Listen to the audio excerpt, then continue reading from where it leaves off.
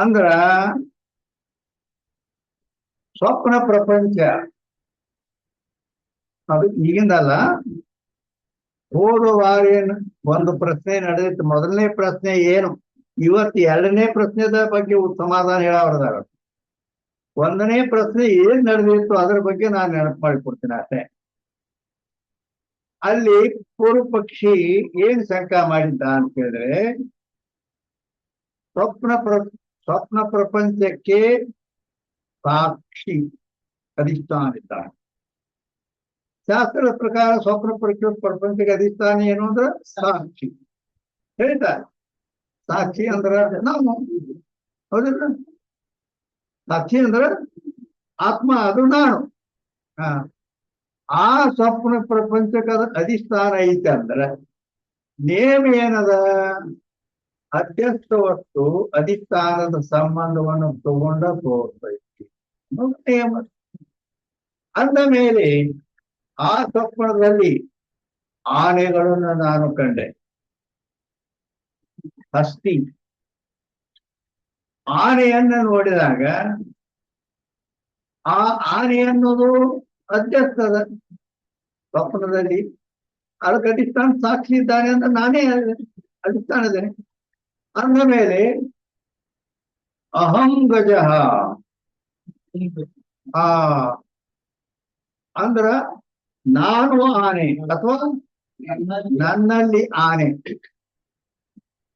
ನನ್ನಲ್ಲಿ ತೋರಿಸಿಲ್ಲ ಅದ. ಈ ರೀತಿ ಅವ ಹೇಳಬೇಕಾಗಿತ್ತು.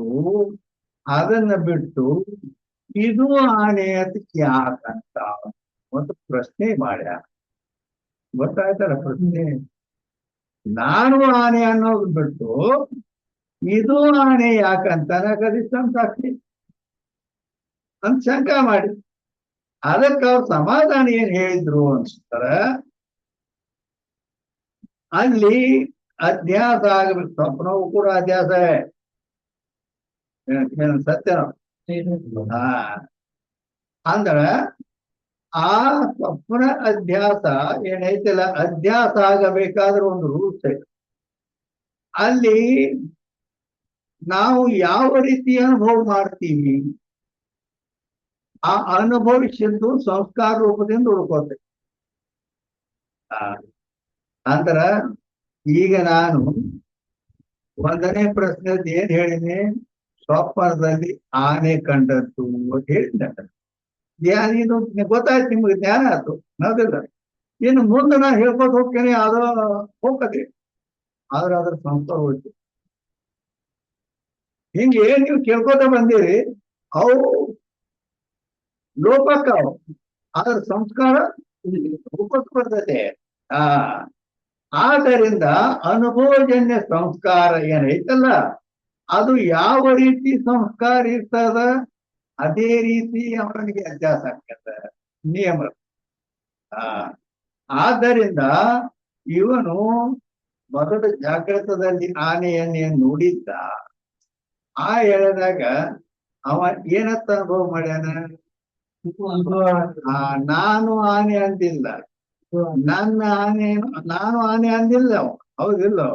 ಅಥವಾ ನನ್ನಲ್ಲಿ ಆನೆಯನ್ನು ಅಂದಿಲ್ಲ, ಇದು ಆನೆ ಅಂತ ಅನುಭವ ಹಿಂಗಾಗಿದೆ.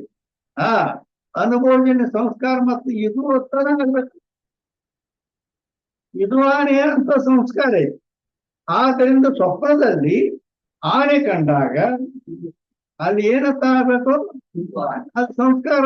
ಯಾಕ ಸಂಸ್ಕಾರ ಅಂದ್ರ ಎಲ್ಲ ಅಧ್ಯಾಸಗಳಿಗೆ ಅವಿದ್ಯೆಯೇ ಉಪಾದಾನ ಕಾರಣ ಸಮಾನ ಐತೆ. ಯಾವುದೇ ಅಧ್ಯಾಸ ಆಗಲಿ, ಅರ್ಜುನಲ್ಲಿ ಸರ್ಪ ಆಗ್ಲಿ, ಶಿಲ್ಪಿಯಲ್ಲಿ ಆಗಲಿ, ಮತ್ತು ಮೃಗಜಲ ಆಗಲಿ, ಈ ಸ್ವಪ್ನ ಆಗಲಿ, ಯಾವುದೇ ಎಲ್ಲ ಅಧ್ಯಾಸಗಳಿಗೆ ಅವಿದ್ಯೆಯೇ ಉಪಾದಾನ ಕಾರಣವಿದೆ. ಅದು ಸಮಾನ ಐತೆ. ಉಪಾದಾನ ಕಾರಣ ಒಂದೇ, ಅವಿದ್ಯಾನೇ. ಆದರೆ ನಿಮಿತ್ತ ಕಾರಣ ಆಯಾ ಅವರವರ ಸಂಸ್ಕಾರಗಳು ಕಾರಣ. ಆ ಸಂಸ್ಕಾರ ಯಾವ ರೀತಿ ಅದ ಅದಲ್ಲಿ ಅಧ್ಯಾಸ. ಆದ್ದರಿಂದ ಅಲ್ಲಿ ಇದು ಆನೆ ಅಂತ ಸಂಸ್ಕಾರ ಇತ್ತು. ಆ ಸಂಸ್ಕಾರದಿಂದ ಸ್ವಪ್ನದಲ್ಲಿ ಆನೆ ಕಂಡಾಗ ಇದು ಆನೆ ಅಂತ ಆಗ್ತೈತಿ. ಆದ್ರಿಂದ ನಾನು ಆನೆ ನನ್ನಲ್ಲಿ ಆನಂತ ಆಗುವುದಿಲ್ಲ ಅಂತ ಹಿಂಗ್ ಉತ್ತರ ಅದಕ್ಕೆ ಹೇಳಿದ್ರು. ಹಿಂದಾರ್ಕತೆ ಇನ್ನು ಮುಂದಿನ 208ನೇ ರತ್ನದ 213ನೇ ಅಂಕದಲ್ಲಿ ದ್ವಿತೀಯ ಶಂಕಾಕ ಸಮಾಧಾನ ಅಂದ್ರ ಎರಡನೇ ಸಂಶಯ ಮಾಡಿದ ಶಂಕ ಅಂದ್ರೆ ಸಂಶಯ. ಅದು ಏನ ಶಂಕ ಮಾಡಿದ ಅದಕ್ಕೆ ಹೇಳ್ತಾರೆ, ಅಭಾವಕ್ಕೂ ಪಾರಮಾರ್ಥಿಕ ಮಾನೇತು ಅದ್ವೈತಕ್ಕೆ ಹಾನಿ ಹೋಗಿ. ಅವ ಶಂಕ ಏನ್ ಮಾಡಿದ, ವ್ಯಾವಹಾರಿಕ ಅಥವಾ ಪಾರಮಾರ್ಥಿಕ ಅಭಾವ ಅಂತ ಹೇಳಿದ್ದ. ಅಂದ್ರ ಇವು ಶಂಕಾಕಾರದಿಂದ ಅಭಾವಕ್ಕೆ ಪಾರಮಾರ್ಥಿಕ ಅಭಾವ ಅಂದ್ರ ಇನ್ನೇನಂತಾನ ಅದ್ವೈತಕ್ಕೆ ಹಾನಿ ಹೋಗಿ ಅಂದ. ಅದ್ವೈತಕ್ಕೆ ಹಾನಿ ಬರ್ತದಂದ್ರೆ ಹ್ಯಾಂಗ್ ಬರ್ತದಂದ್ರ ಬ್ರಹ್ಮ ಒಂದು ಸತ್ಯದ ಪಾರಮಾರ್ಥಿಕದ, ಅಭಾವ ಒಂದು ಪಾರಮಾರ್ಥಿಕ ಅಂದ್ರೆ ಸತ್ಯ. ದ್ವೈತ ಪ್ರತಿ ಬಂದು ಅದ್ವೈತಕ್ಕೆ ಹಾನಿ ಬರ್ತದ, ಅದ್ವೈತ ಈ ರೀತಿ ಅದ್ವೈತಕ್ಕೆ ಹಾನಿ ಬರ್ತದ ಶಂಕ ಮಾಡಿದ್ದ. ಆ ಆ ಎರಡನೇ ಸಂಖ್ಯೆಗೆ ಈಗ ಸಮಾಧಾನ ಹೇಳುತ್ತಾರೆ. ಈಗ ಬಹಳ ಸ್ಲೋ ಗಾಡಿ ಬೇಡ, ಜರ ಫಾಸ್ಟ್ ಹೇಳುವ. ಯಾಕಂದ್ರ ಸಾಧನೆ ಸಕಲ ಪದಾರ್ಥ ಸಿದ್ಧಾಂತ ಮೇ ಕಲ್ಪಿತ. ಜಗತ್ತಿನಲ್ಲಿ ಎಷ್ಟು ಪದಾರ್ಥಗಳದಾವು ಅವು ಎಲ್ಲ ವೇದಾಂತ ಸಿದ್ಧಾಂತದಲ್ಲಿ ಕಲ್ಪಿತವೇ ಅದಾವು. ಕಲ್ಪಿತ ಅಂದ್ರ ಯಾವುದು ಇಲ್ಲವೇ ಇಲ್ಲವು. ಸ್ವಪ್ನ ಪದಾರ್ಥದಂತೆ ಭ್ರಾಂತಿಯಿಂದ ತೋರುತ್ತದೆ, ಅದಕ್ಕೆ ಕಲ್ಪಿತ ಅಂತಾರೆ. ಅಂದ್ರೆ ಎಲ್ಲ ಮನಿ ಗಿಡ ಮರ ಅದು ಭೂಮಿ ನೀರು ಎಲ್ಲ ಕಲ್ಪಿತ ಸಿದ್ಧಾಂತದಲ್ಲಿ ಐತಿ. ಆದ್ದರಿಂದ ಅವುಗಳ ಅಭಾವ ಪಾರಮಾರ್ಥಿಕ ಅಂದ್ರ ಆ ವಸ್ತುಗಳು ಅವು ಕಲ್ಪಿತದ, ಮತ್ತ ಅವುಗಳ ಅಭಾವ ಪಾರಮಾರ್ಥಿಕ ಐತಿ. ಪಾರಮಾರ್ಥಿಕ ಸ್ವ ಬ್ರಹ್ಮ ರೂಪ ಅಂದ್ರ ಪಾರಮಾರ್ಥಿಕ ಅಂದ್ರ ಪಾರಮಾರ್ಥಿಕ ಬ್ರಹ್ಮ ಸ್ವರೂಪ ಐತಿ. ಮತ್ ಇನ್ನೊಂದು ನೇಮ ಐತಿ ಅಂದ್ರ ಅಧ್ಯಸ್ಥ ವಸ್ತು ಅಧಿಷ್ಠಾನದ ಸ್ವರೂಪವೇ ಆಗುತ್ತದೆ. ಈ ನಿಯಮಾನುಸಾರ ಆ ಅಭಾವ ಅನ್ನೋದು ಅಧ್ಯಸ್ಥ ಐತಿ, ಅಧಿಷ್ಠಾನ ಸ್ವರೂಪವೇ ಆಗ್ತದಂದ್ರೆ ಅಧಿಷ್ಠಾನ ಬ್ರಹ್ಮ, ಅದು ಬ್ರಹ್ಮ ಸ್ವರೂಪ ಆದ್ದರಿಂದ ಪಾರಮಾರ್ಥಿಕ ಅಂತ ಹೇಳಿದ್ರು. ಹೀಗ ಈ ಭಾಷ್ಯಕಾರಕ್ಕೂ ಸಮ್ಮತೆ. ಇದೇನು ಅಧಿಷ್ಠಾನದ ಸ್ವರೂಪವೇ ಏನಾಗ್ತದ, ಅಧ್ಯಸ್ಥ ವಸ್ತು ಕಲ್ಪಿತ ಅಂದ್ರೆ ಅಧ್ಯಸ್ಥ, ಅದು ಅಧಿಷ್ಠಾನ ಸ್ವರೂಪವೇ ಆಗ್ತದೆ. ಆದ್ರಿಂದ ಮತ್ತೆ ಪಾರಮಾರ್ಥ ಆಯ್ತಲ್ಲ, ಅದಕ್ಕೆ ಭಾಷ್ಯಕಾರರಿಗೆ ಸಮ್ಮತದ ಅಂದ್ರೆ ಅವ್ರಿಗೆ ಒಪ್ಪಿಗೆದ. ಯಾಮೇ ವಿಶೇಷ ಉಕ್ತಿ ಆಗಿ ಚತುರ್ದಶ ರತ್ನ ವಿಷಯ 14ನೇ ರತ್ನದಲ್ಲಿ ಇದ್ರ ಬಗ್ಗೆನೇ ತಗೊಂಡ್ರೆ ಇದಕ್ಕೆ ಉತ್ತರ ಇಷ್ಟ ಐತಿ, ಸಮರ್ಪಕ ಆಯ್ತದ. ಎಲ್ಲ ಅಧ್ಯಸ್ಥ ಅದಾವ ಜಗತ್ತಿನ ವಸ್ತು. ಅಧ್ಯಸ್ಥ ಅಂದ್ರೆ ಅಧಿಷ್ಠಾನ ಸ್ವರೂಪ. ಈಗ ಹಗ್ಗದಲ್ಲಿ ಹಾವು ತೋರ್ಯದು, ಹಗ್ಗ ಅಂತ ಧ್ಯಾನ ಅನ್ಕೊಳ್ಳಿ, ಹಾವು ಐತೆ ಹಾವು ಸುಳ್ಳಾಗಿ ಹಗ್ಗದ ಕರೆ ಹಾಕದಂದ್ರೆ ಹಗ್ಗದ ಸ್ವರೂಪ ಆಯ್ತದ. ಕತ್ತಲೆ ಅದ, ಬಟನ್ ಬಡ್ದಿವಿ ಬೆಳಕಾತ, ಕತ್ತಲೆಯಲ್ಲಿ ಹೋತ. ಎಲ್ಲಿ ಹೋತಂದ್ರೆ ಬಾಗಿಲೇ ಕಿಟಕಿಲಿ ಹೋಗ್ತಾನೆ, ಅದು ಬೆಳಕಿನ ಸ್ವರೂಪವೇ ಆಯ್ತು. ಕತ್ತಲೆ ಬೆಳಕಿನ ಸ್ವರೂಪವೇ ಆಯ್ತು. ಅಧ್ಯಸ್ಥ ವಸ್ತು ಅಧಿಷ್ಠಾನ ಸ್ವರೂಪವೇ ಆಗುತ್ತದೆ. ಅಧಿಷ್ಠಾನ ಬ್ರಹ್ಮ ಸ್ವರೂಪ ಐತಿ, ಪಾರಮಾರ್ಥಿಕ ಐತಿ. ಆದ್ದರಿಂದ ಅಲ್ಲಿ ಅದ್ವೈತದ ಹಾನಿ ಆಗೋದಿಲ್ಲ. ಇನ್ನ 214ನೇ ಹಾನಿ. ನಮ್ ಸೌಂಡ್ ಜರ ಸಾವಕಾಶ ಇಡು, ಅಂದ್ರೆ ಇಟ್ಟು ಜೋರ್ಲಿ ಹೇಳೋದು ಬೇಡ ಅಂತ. ಯಾಕಂದ್ರೆ ನಾನು ಬೆಣಿದಿರ್ತಾರೆ. ತೃತೀಯ ಶಂಕಾಕ ಸಮಾಧಾನ. 3ನೇ ಸಂಶಯ ಮಾಡ್ಯಾನ. 3ನೇ ಸಂಶಯಕ್ಕೆ ಈಗ ಸಮಾಧಾನ ಹೇಳ್ತಾರೆ. ಏನತ್ ಶಂಕ ಮಾಡ್ಯಾನು? ಶಂಕ ಅಂದ್ರೆ ಸಂಶಯ ಅದು ಗೊತ್ತೈತೆ. ಶುಕ್ತಿಯಲ್ಲಿ ರಜತದ ಉತ್ಪತ್ತಿ ಆಗುತ್ತದೆ ಅಂತ ಒಪ್ಪಿದರೆ ಆ ಉತ್ಪತ್ತಿಯ ಪ್ರತೀತಿ ಆಗ್ಬೇಕಾಗಿತ್ತು, ನಮಗ್ ಕಂಡು ಬರ್ಬೇಕಾಗಿತ್ತು. ಹೌದು ಇದು ಉತ್ಪತ್ತಿ ಆಯ್ತು, ಮತ್ ಕಾಣಂಗಿಲ್ಲ. ವೇದಾಂತದಲ್ಲಿ ಅನಿರ್ವಚನೀಯ ಖ್ಯಾತಿಯ ರೂಲ್ಸ್ ಐತಿ. ಕಲ್ಪಿತ ವಸ್ತು ಹಗ್ಗದಲ್ಲಿ ಸರ್ಪ ಅಥವಾ ಬೆಳ್ಳಿ ಯಾವುದೇ ಅಧ್ಯಸ್ಥ ವಸ್ತು ಇರ್ತೈತಲ್ಲ, ಅದು ಆ ಯಾವಾಗ ಅದರ ಜ್ಞಾನ ಆಕತಿ ಅವಾಗ ಅದರ ಉತ್ಪತ್ತಿ ಐತೆ. ಅನಿರ್ವಚನೀಯ ಉತ್ಪತ್ತಿ ಅಂತಾರ. ವೇದಾಂತ ಹಿಂಗ ಒಪ್ಕೊಂಡ. ಮತ್ತ ಅದನ್ನ ಅವ ಶಂಕಾಕಾರ ಅದು ಆ ಶಿಲ್ಪಿಯಲ್ಲಿ ಬೆಳ್ಳಿ ಈಗ ಅತ್ಯಸ್ತ ಈಗ ಉತ್ಪತ್ತಿ ಆಯ್ತ ರಜತ ಅನಿರ್ವಚನೀಯ ಉತ್ಪತ್ತಿ ಹೇಳ್ತೇವೆ.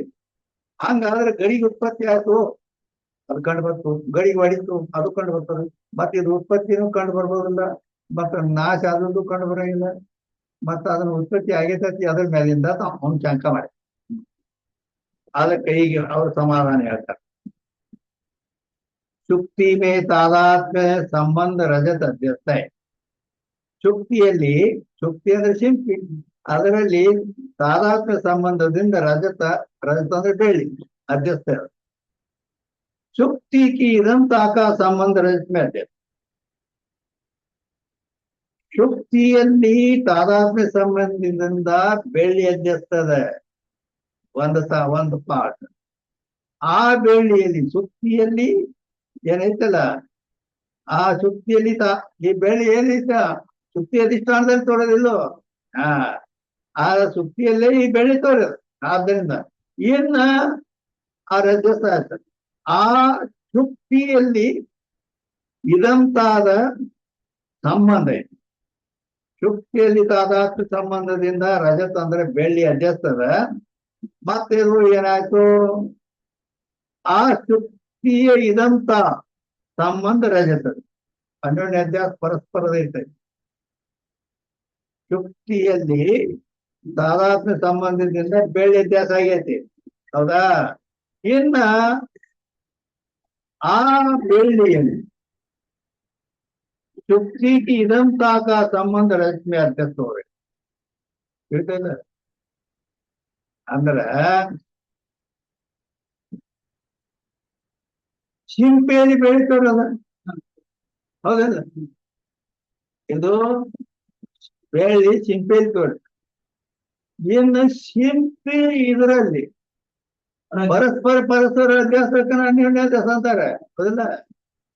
ಆ ಶಿಂಪಿ ಇದರಲ್ಲಿ ತೋರಿಯೋದು ಅನ್ನೋದಕ್ಕೆ ಏನೈತಿ, ಶಿಂಪಿ ತೋರಿಲ್ಲ, ಶಿಂಪಿಯ ಇದೊಂದು ಸಂಬಂಧ ಇದರಲ್ಲಿ ಅಂತೇಳನ ಇದು ಬೆಳ್ಳಿ ಅಂತಾರೆ. ಇದು ಅನ್ನೋದು ಆ ಶಿಂಪಿ ಬೆಳ್ಳಿ ಅಂದ್ರೆ ಬೆಳ್ಳಿ ಶಿಂಪಿಯಲ್ಲಿ, ಶಿಂಪಿ ಬೆಳ್ಳಿಯಲ್ಲಿ, ಹೌದಿಲ್ಲ? ಇದಂ ರೂಪದಿಂದ ಅಧ್ಯಸ್ಥ ಯಾತಿ ಇದಂ ರಜತಂ ಅಂತೇಳಿನ ಇದು ಬೆಳ್ಳಿ, ಇದು ಅನ್ನೋದು ಶಿಂಪಿದ ಬೆಳ್ಳಿ ಅಂತೇಳಿ ಅಧ್ಯಾಸ ಆಗಿದೆ. ರಜತ್ ಪ್ರತಿಧೋವೆ जैसे सुक्ति की इदमता का संबंध रजत में अध्यस्थ है. ಹೇಗೆ ಆ ಶುಕ್ತಿಯ ಇದಂತ ಅಂದ್ರೆ ಇದು ಅನ್ನೋದು ಬೆಳ್ಳಿಯಲ್ಲಿ ತೊಳೆದಿಲ್ಲ, ರಜತ್ ಅಧ್ಯಸ್ಥ ಅಧ್ಯಸ್ಥ ಹೇಗಾಗಿದೆ ಅದರಂತನ ಇನ್ನೊಂದಾಗ್ಯದ. ಇನ್ನೊಂದು ಏನಾಗಿದೆ, ಆ ಶುಕ್ತಿ ಮೇ ಪ್ರಾಕ್ ಸಿದ್ಧತ್ವ ಧರ್ಮ. ಆ ಶುಕ್ತಿ ಅಂದ್ರೆ ಶಿಂಪಿಯಲ್ಲಿ ಪ್ರಾಕ್ ಸಿದ್ಧತ್ವ ಧರ್ಮದ. ಅಂದ್ರೆ ಪ್ರಾಕ್ ಸಿದ್ಧತ್ವ ಎದಕ್ಕಂತಾರ ಅಂದ್ರ ರಜತ್ ಪ್ರತೀತಿ ಕಾಲತೆ ಪ್ರಥಮ ಸಿದ್ಧಕ್ಕೂ ಪ್ರಾಕ್ ಸಿದ್ಧತಾ है.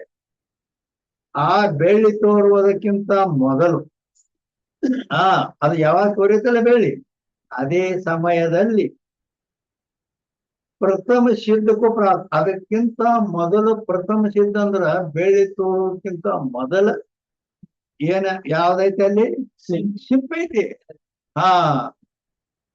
ಬರೀ ಬೆಳ್ಳಿ ಆ ಶಿಲ್ಪಿ ಮೊದಲ ಇದೆ, ಹಿಂದಿಗೆ ತೋರೋದು.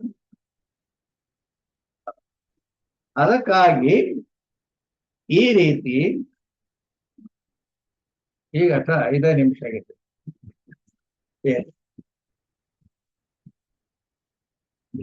ಅಂದ್ರ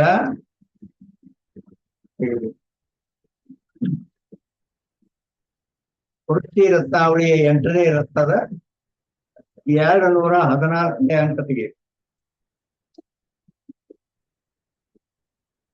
ವೃತ್ತಿ ರತ್ನಾವಳಿ 8ನೇ ರತ್ನ 214ನೇ ಅಂಕ.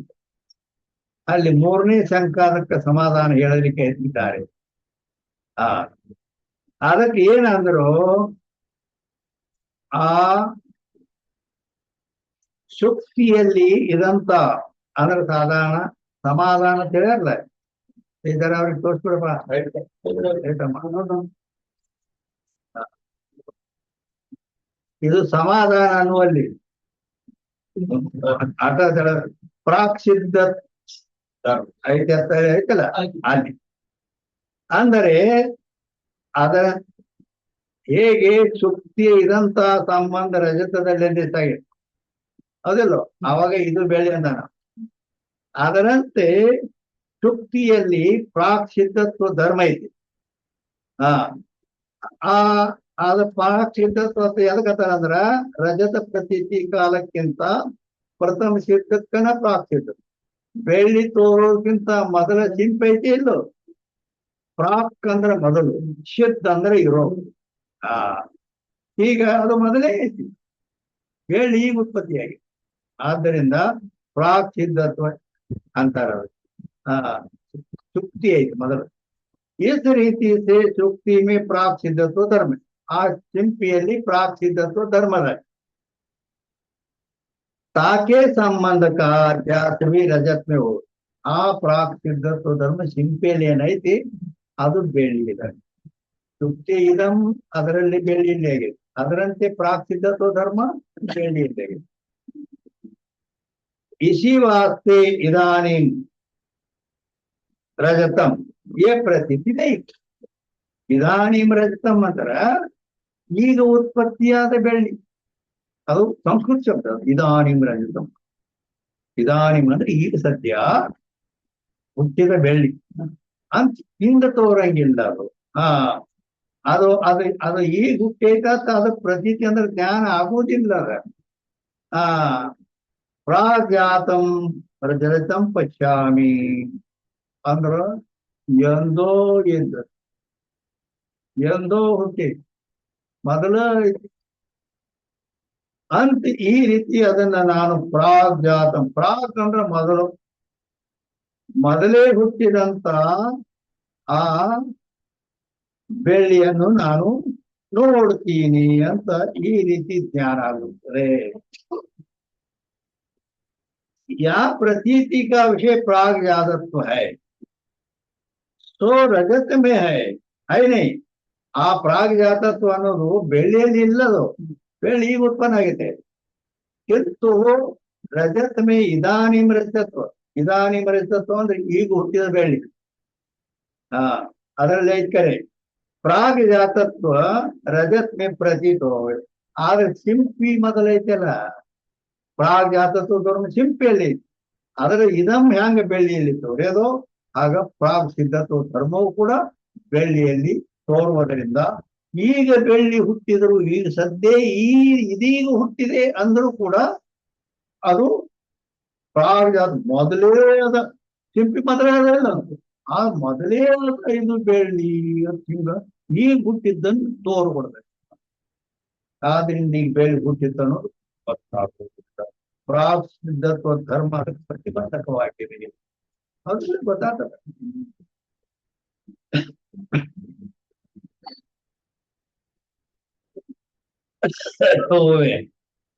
या प्रतीति का विषय प्राग जातत्व है तो रजत में है नहीं. ಆದ್ರೆ ಪ್ರಾಗ್ ಜಾತತ್ವ ಅಂದ್ರೆ ಮೊದಲೇ ಇರೋ, ಅದು ಬೆಳ್ಳಿ ಎಲ್ಲರೂ ಇಲ್ಲ, ಬೆಳ್ಳಿ ಈಗ ಹುಟ್ಟಿದೆ. ಕಿಂತು ರಜತ ಮೇ ಇದಾನಿಂ ರಜತತ್ವ है, ಈಗ ಹುಟ್ಟೈತಿ ಅನ್ನೋದು ಬೆಳ್ಳಿಯಲ್ಲಿ ಐತಿ. ಪ್ರಾಗ್ ಜಾತತ್ವ ರಜತ್ ಮೇ ಪ್ರತಿ. ಆದ್ರ ಮೊದಲೇ ಐತಿ ಅನ್ನೋದು ಈಗ ಹುಟ್ಟಿದ್ದನ್ನು ಮೇಲೆ ಅದನ್ನು ತೋರುವಂತೆ ಮಾಡಿ ಮೊದಲೇ ಐತಿ ಬೆಳ್ಳಿ. ಅರ್ಥಾತ್ ಬೆಳ್ಳಿ ಈಗ ಇದಾನಿಂ ಅಂದ್ರ ಈಗ ಸದ್ಯ ಉತ್ಪತ್ತಿ ಆಯ್ತು ಅನ್ನು ಅವ ಕೇಳ್ಯಾನ. ಮತ್ ನಮ್ಗೆ ಉತ್ಪತ್ತಿ ಕಂಡು ಬರ್ಬೇಕಾಗಿತ್ತಲ್ಲ ಈಗ ಹುಟ್ಟಿದ್ರ ಶಂಕ ಮಾಡಿದ್ದ. ಅದು ಉತ್ಪತ್ತಿ ಆದ್ರೂ ಕೂಡ ಪ್ರಾಗ್ ಜಾತತ್ವ ಧರ್ಮ ಅದನ್ನ ತೋರಗೊಡದಂತೆ ಮಾಡಿದ್ದರಿಂದ ಬೆಳ್ಳಿ ಈಗ ಹುಟ್ಟಿದ್ದು ಕಂಡು ಬರ್ತದೆ. ಇನ್ನತಃ रजत में अनिर्वचनीय प्राग जातत्व की उत्पत्ति ಮಾಡಿದೆ. ಅಲ್ಲಿ ರಜ ಬೆಳ್ಳಿಯಲ್ಲಿ ಅನಿರ್ವಚನೀಯ ಪ್ರಾಗ್ಜಾತತ್ವ ಅನಿರ್ವಚನೀಯ ಅದು. ಹಾ ಅದು ಉತ್ಪತ್ತಿ ಅಂತೇಳಿ ನಾವು ಒಪ್ಪಿದರೆ ಗೌರವ ದೋಷಕಲ್ಲ ಅಂತ ಅಂದ್ರ ಅಲ್ಲಿ ಸುಕ್ತಿಗೆ ಪ್ರಾಗಜಾತತ್ವ ಈ ರಜತ್ ಮೇ ಪ್ರತೀತಿ ಮಾಡಿದ್ರು. ಆ ಪ್ರಾಗಜಾತತ್ವ ಎಲ್ಲಿದ ಸುಕ್ತಿ ಇಲ್ಲ.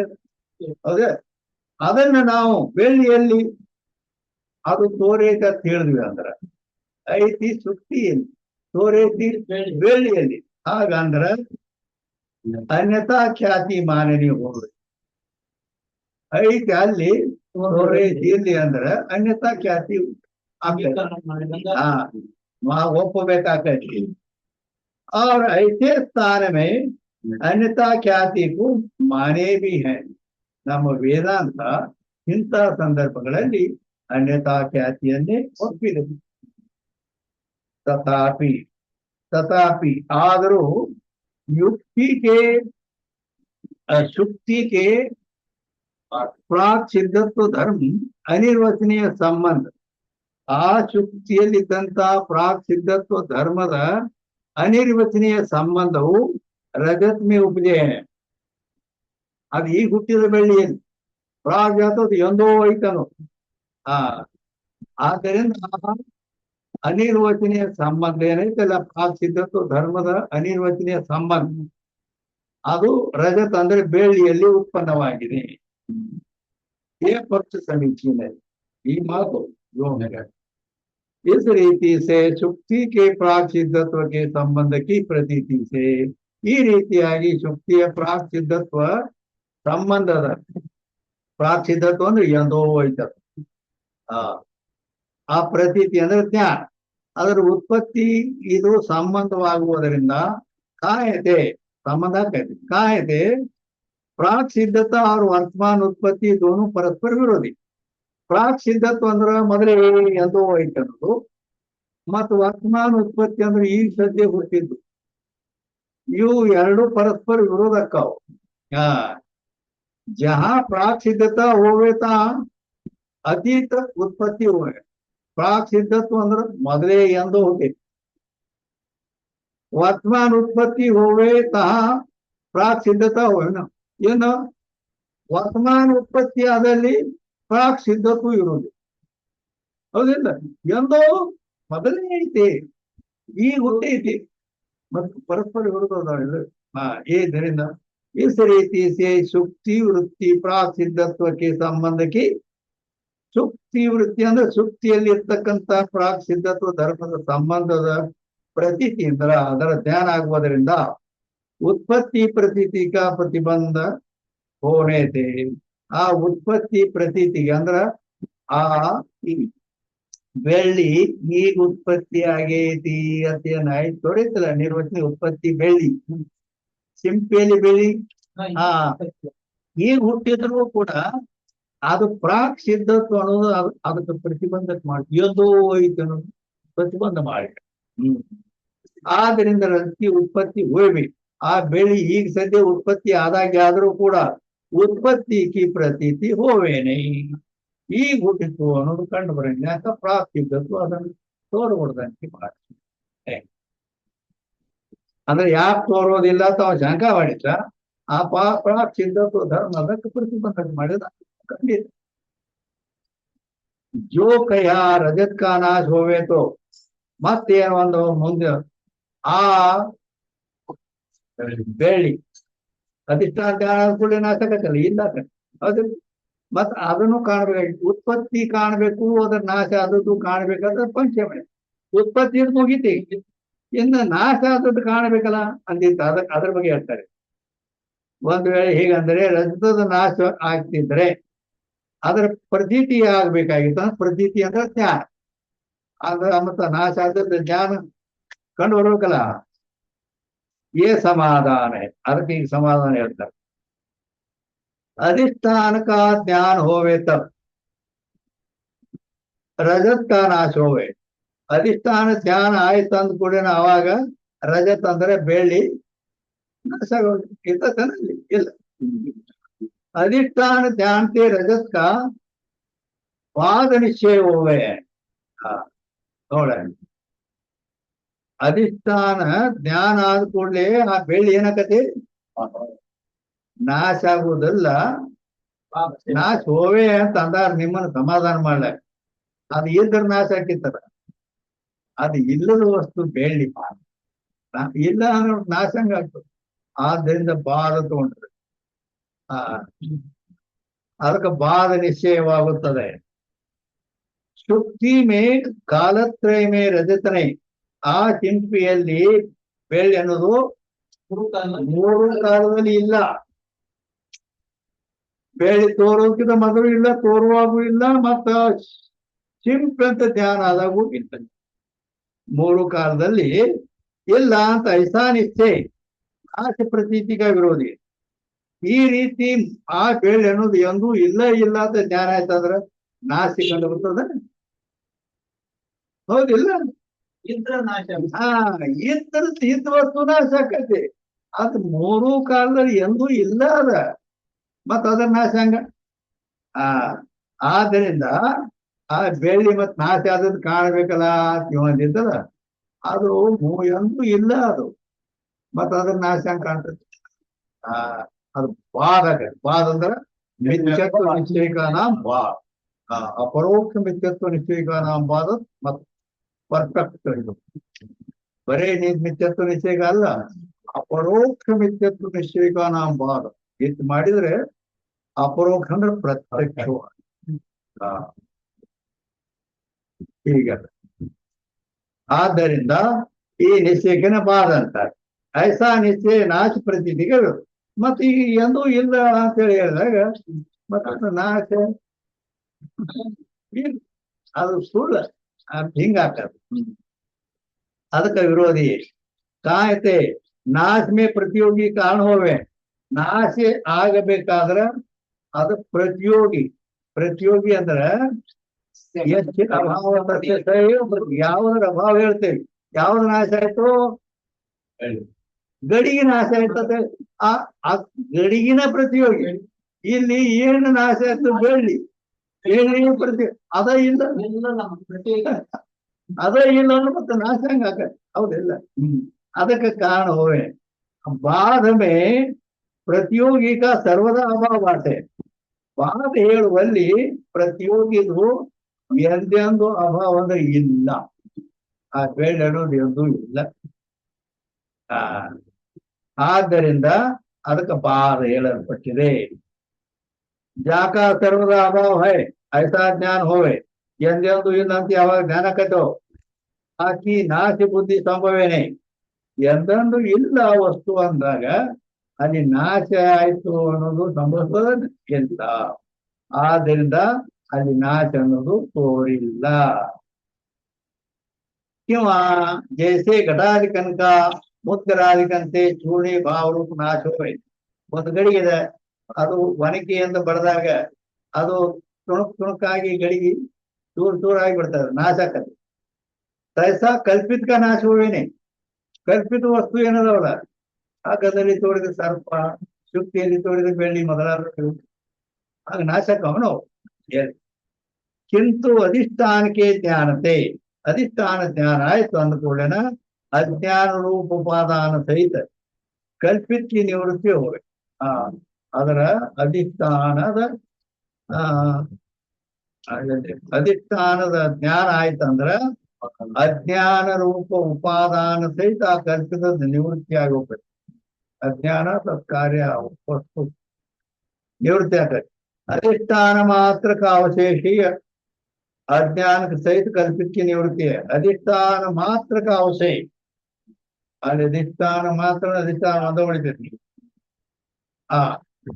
ಆದ್ದರಿಂದ ಹಾಗಂತ ಧ್ಯಾನ ಆದ್ಕೊಳ್ಳೆ ಅಲ್ಲಿ ಸರ್ಪ ಬರೀ ಹಾಗೆ ಒಂದ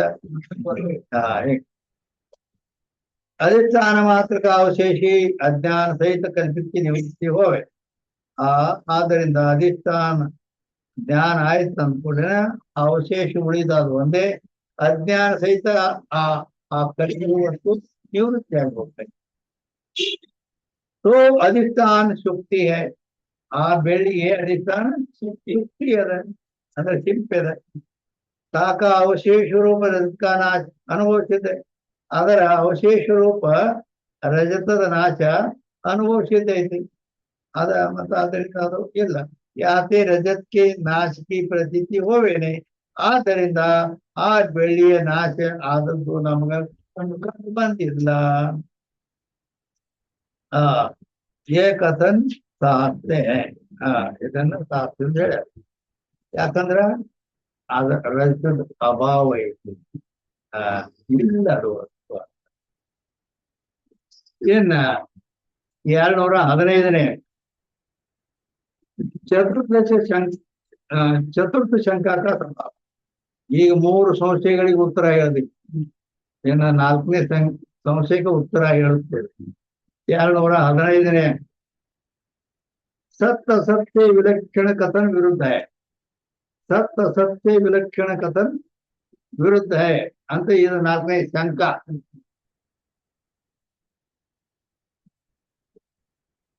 ಅಂದ್ರ ಅನಿರ್ವಚನೀಯ ವಸ್ತು ಅಂದ್ರ ಏನಂತ ಕೇಳಿದ್ರ ಸತ್ ಅಸತ್ ವಿಲಕ್ಷಣಕ್ಕೆ ಅನಿರ್ವಚನೀಯ ಅಂತಾರೆ.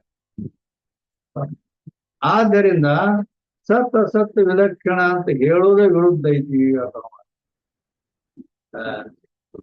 ಅದಕ್ಕೆ ಯಾಕಂದ್ರ ಸತ್ ಅಂತ ಹೇಳಿದ್ರಿ ಅಂದ್ರ ನಾವು ಅಸತ್ ಕಡೆ ಬಂದ್ವಿ. ಸತ್ ಅಲ್ಲ, ಸತ್ ವಿಲಕ್ಷಣ ಅಸತ್ ಕಡೆ ಬಂದ್ವಿ. ನಿಮಗೆ ಮತ್ತ ಅಸತ್ ವಿಲಕ್ಷಣ ಅಂದಾಗ ಸತ್ ಕಡೆ ಮಾಡಿ ಆ ಮತ್ ಸತ್ ವಿಲಕ್ಷಣ ಮತ್ತೆ ಇದೆ ಅಂತ ವಿರುದ್ಧ ಗತಿಲ್ಲ ಮಾತ ಅಂತ ಹಿಂಗ ಅವನಿಗೆ ಶಂಕಾಕಾರನ ಅಭಿಪ್ರಾಯ. ಅದಕ್ಕ ಈಗ ಸಮಾಧಾನ ಏನ್ ಹೇಳ್ತಾರ, स्वरूप रहित को सद विलक्षण कहे और विद्यमान स्वरूप को असद विलक्षण कहे तो विरोध होवे. ಯಾವಾಗ ವಿರೋಧ ಬರ್ತೈತೆ ಅಂದ್ರ ಸದ್ ವಿಲಕ್ಷಣ ಅಂತ ಹೇಳಿದಾಗ ವಿದ್ಯಮಾನ ಸ್ವರೂಪ ಏನೈತಲ್ಲ ಅದು ವಿದ್ಯಮಾನ ಸತ್ ಸ್ವರೂಪ ಸ್ವರೂಪ ರಹಿತಕ್ಕೂ ಸದ್ ವಿಲಕ್ಷಣಕ್ಕೆ ಸ್ವರೂಪ ಇಲ್ಲದಕ್ಕ ಸದ್ ವಿಲಕ್ಷಣ ಅಂತ ಹೇಳಿ ಇದ್ದಂತ ವಸ್ತುವಿಗೆ ಅಸದ್ ವಿಲಕ್ಷಣ ಅಂತ ಹೇಳಿದ್ರೆ ವಿರೋಧ ಆಕತೆ. ಯಾಕಂತ ಕೇಳಿದ್ರ ಏಕಿ ಪದಾರ್ಥ ಸ್ವರೂಪ ರಾಹಿತ್ಯ ಸ್ವರೂಪ ಸಾಹಿತ್ಯ ನೈ. ಸ್ವರೂಪ ಉಳ್ಳದು ಸ್ವರೂಪ ಇಲ್ಲದು ಒಂದ ಪದಾರ್ಥದಲ್ಲಿ ಆಗುದಿಲ್ಲ. ಯಾಕೆ ಸದಸದ್ ವಿಲಕ್ಷಣಕ ಉಕ್ತ ಅರ್ಥ ನೈ. ಆದ್ದರಿಂದ ಸದಸದ್ ವಿಲಕ್ಷಣದ ಅರ್ಥ ಈ ರೀತಿ ಇಲ್ಲ. किंतु ಕಾಲತ್ರಯ ಮೇ ಜಾಕ ಬಾಧನ ಇವೆ ತಾಕು ಸತ್ಕೇ ಅಂದ್ರ ಸತ್ ಅತಿ ಅದಕ್ಕೆ ಅನ್ಬೇಕು. ಸತ್ ಅತಿ ಅದಕ್ಕೆ ಅನ್ಬೇಕಂದ್ರ 3 ಕಾಲದಲ್ಲಿ ಯಾವ್ದು ಬಾಧ ಆಗುದಿಲ್ಲ. ಇನ್ನ ಅದಕ್ಕ ಜಾಕ ಬಾಧ ಹೋವೆ ಸೋ ಸದ್ ವಿಲಕ್ಷಣ.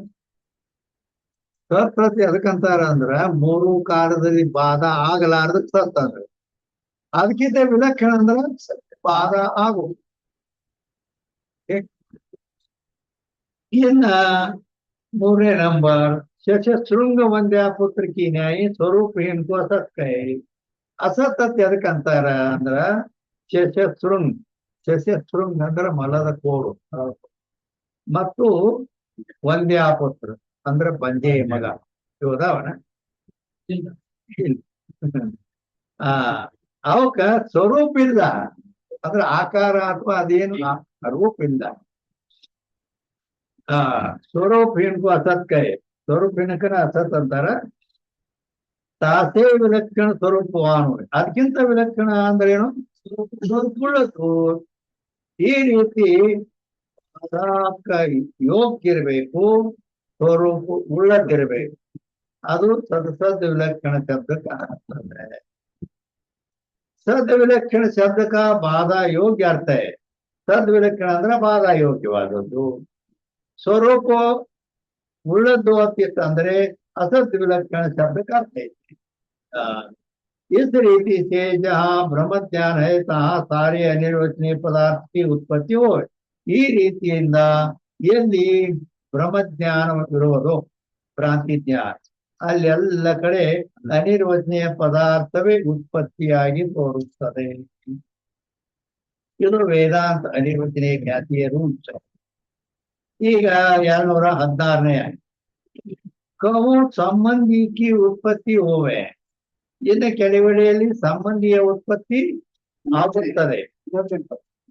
ಅನಿರ್ವಚನ ಉತ್ಪತ್ತಿ ಆ ಅನಿರ್ವಚನ ಉತ್ಪತ್ತಿ ಸಂಬಂಧಿಯ ಅನಿರ್ವಚನ ಉತ್ಪತ್ತಿ ಆಗುತ್ತೆ. ಆಯ್ತು, ಈಗ ಅದೇ ಬರೋಬರಿ. ಮತ್ತೆ ಎಲ್ಲ ಇಲ್ಲಿ ಅನಿರ್ವಚನೇನ ಐತೆ. ಅದೇ ಇಲ್ಲಿ ಅದು ಅನಿರ್ವಚನೆ ಇಲ್ಲ, ಅಲ್ಲಿ ಒಪ್ಪಿದ್ರು ಕೂಡ ತಪ್ಪೇನಿಲ್ಲ. ಯಾಕಂದ್ರೆ ಅದು ಅನಿರ್ವಚನೀಯ ಯಾವುದೇ ವಸ್ತು ಇದ್ರೆ ಅನಿರ್ವಚನೇನಾಗಿತ್ತು, ಪರವಾಗಿಲ್ಲ. ಕೌ ಸಂಬಂಧಿಕಿ अनिर्वचनीय उत्पत्ति है ना, उत्पत्ति होवे।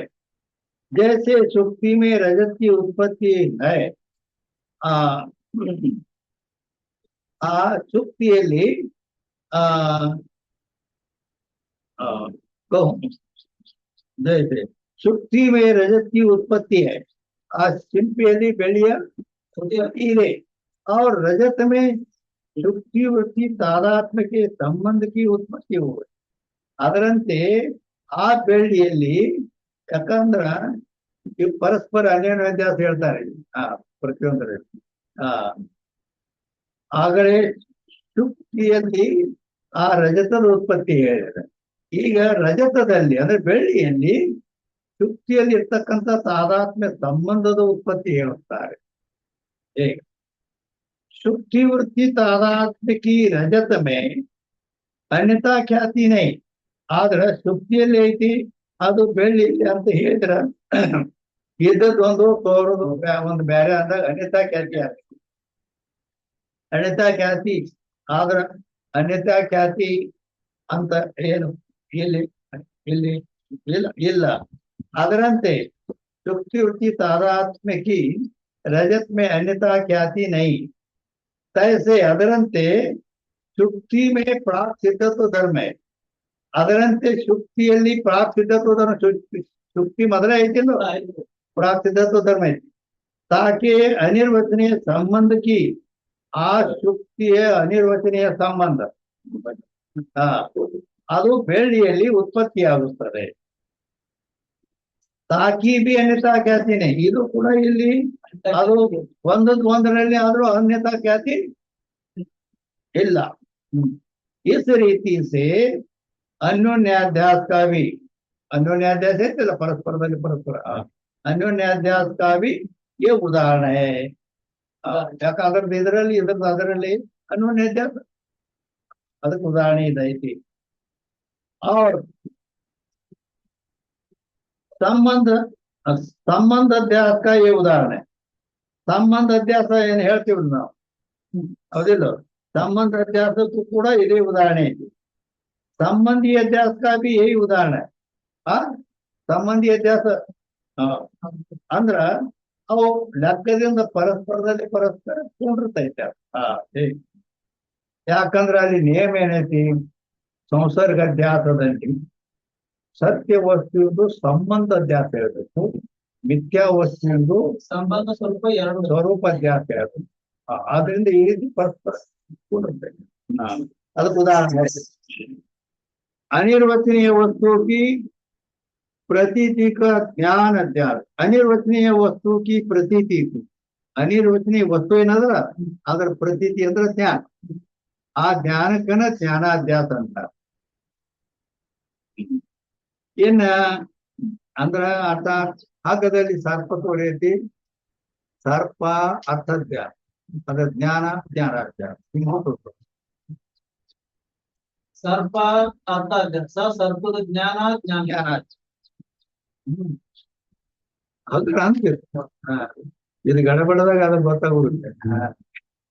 ಅದು ಪ್ರಸಿದ್ಧ ಐತೆ ಹಂಗ ಹೆಂಗ. ಆದ್ದರಿಂದ ಯಾಕಂದ್ರೆ ಆ ಸರ್ಪ ಅನ್ನೋದು ವಸ್ತು ಐತೆ ಅದು. ಆದ್ರಿಂದ ಅರ್ಥಾಧ್ಯಾಸ ಮತ್ತು ಜ್ಞಾನದ ವಿಷಯವಾಗಿರುತ್ತೆ. ಅದಕ್ಕೆ ಅದು ಅನಿರ್ವಚನೀಯ ವಸ್ತು ಐತಿ ಸರ್ಪ. ಆದ್ದರಿಂದ ಅದರ ಜ್ಞಾನಕ್ಕನ ಜ್ಞಾನಾಧ್ಯಾಸ,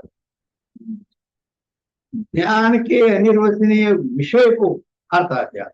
ಆ ಜ್ಞಾನಕ್ಕ ಅನಿರ್ವಚನೀಯ ವಿಷಯ ಏನೈತಿಲ್ಲ, ವಿಷಯ ಆಗಿದೆ. ಜ್ಞಾನಕ್ಕೆ ವಿಷಯವಾದದ್ದು ಅದು ಅರ್ಥ ಅಧ್ಯಾಸ. ಮತ್ತೆ ಯಾವ್ದಕ್ಕೆ ಈ ಸರ್ಪ ಅನ್ನೋ ಜ್ಞಾನಕ್ಕೆ ಯಾವ್ದು ವಿಷಯ ಇತ್ತು? ಸರ್ಪ ಜ್ಞಾತೆ ಜ್ಞಾನಾಧ್ಯಾಸ ಅರ್ಥಾಧ್ಯಾಸಕ್ಕಾಗಿ ಏಳು ಉದಾಹರಣೆ. ಅದೇ ಇಲ್ಲ ಪರಸ್ಪರದಲ್ಲಿ ಹೇಳಿ. ಆದ್ದರಿಂದ उदाहरण रजतत्व धर्म विशिष्ट रजत का चुक्ति में अध्यास है. ರಜತತ್ವ ಧರ್ಮ ವಿಶಿಷ್ಟ ರಜತದ್ದು ಬೆಳ್ಳಿದು ಶುಕ್ತಿಯಲ್ಲಿ ಅಧ್ಯಾಸ ಆಗೈತಿ. ಯಾತಿ ಧರ್ಮಿ ಅಧ್ಯಾಸ ಕಾವಿ ಯೈ ಉದಾಹರಣೆ. ಆದ್ದರಿಂದ ಧರ್ಮಿ ಅಧ್ಯಾಸಕ್ಕೂ ಕೂಡ ಇದೇ ಅಧ್ಯಾಸ. 217ನೇ ಅಂಕ. ಜಹಾ ಅನ್ಯೋನ್ಯ ಅಧ್ಯಾಸ ಹೋವೆ, अन्योन्य अध्यास ಎಲ್ಲಿ ಆಗ್ತದೋ ಸಹ दोनों का परस्पर स्वरूप में अध्यास नहीं होवे. ಅಲ್ಲಿ ಅದರದು ಇದರಲ್ಲಿ ಸ್ವರೂಪ, ಇದರದು ಅದರಲ್ಲಿ ಸ್ವರೂಪ ಹಿಂಗಾಗುವುದಿಲ್ಲ. ಮತ್ತೇನಾಕೈತಿ ಅಂತ ಕೇಳಿದ್ರೆ ಕಿಂತು ಆರೋಪಿತ का स्वरूप से अध्यास होवे. ಆರೋಪಿತ ವಸ್ತು ಇರ್ತದಲ್ಲ, ಮಿಥ್ಯಾ ವಸ್ತು ಅದರದ್ದು ಸ್ವರೂಪ ಅಧ್ಯಾಸ ಹೇಳಬೇಕು. और सत्य वस्तु का धर्म अथवा संबंध अध्यस्त होवे. ಹೇಗೆ ಸಂಬಂಧ ಅಧ್ಯಾಸ भी दो प्रकार का होवे. ಸಂಬಂಧ ಅಧ್ಯಾಸವು ಕೂಡ ಎರಡು ಪ್ರಕಾರವಾಗಿರುತ್ತದೆ. कहूं धर्म के संबंध का अध्यास होवे. ಕೆಲವರ ಕಡೆ ಧರ್ಮದ ಸಂಬಂಧ ಅಧ್ಯಾಸ ಆಗತ್ತೆ. कहूं केवल संबंध का अध्यास हो.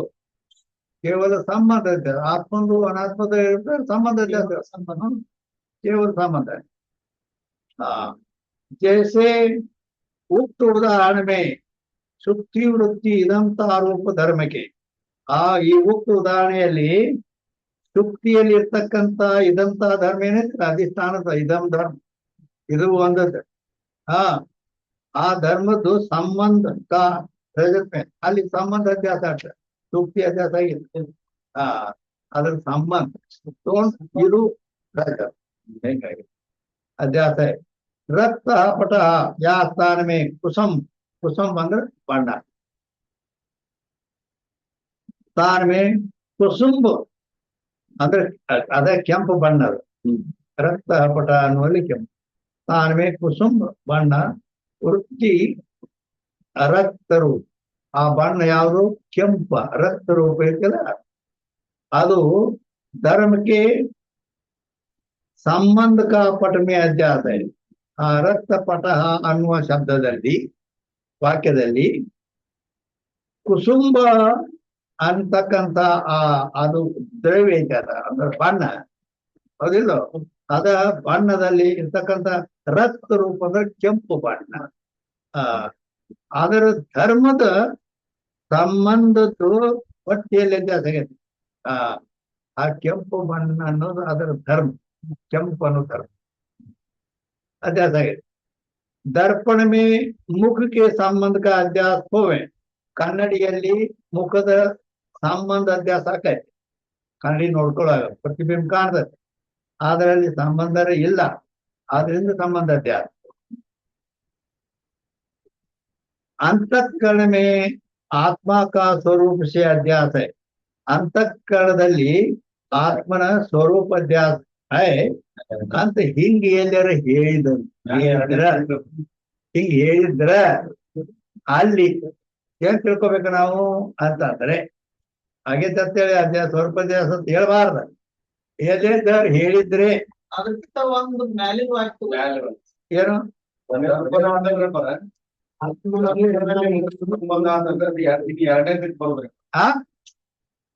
ಅಲ್ಲಿ ಈಗ ನೀವು ದರ್ಪಣದಲ್ಲಿ ಮುಖದ ಸಂಬಂಧದ ಅಧ್ಯಾಸ ಅಂತ ಹೇಳಿದ್ರಪ್ಪ.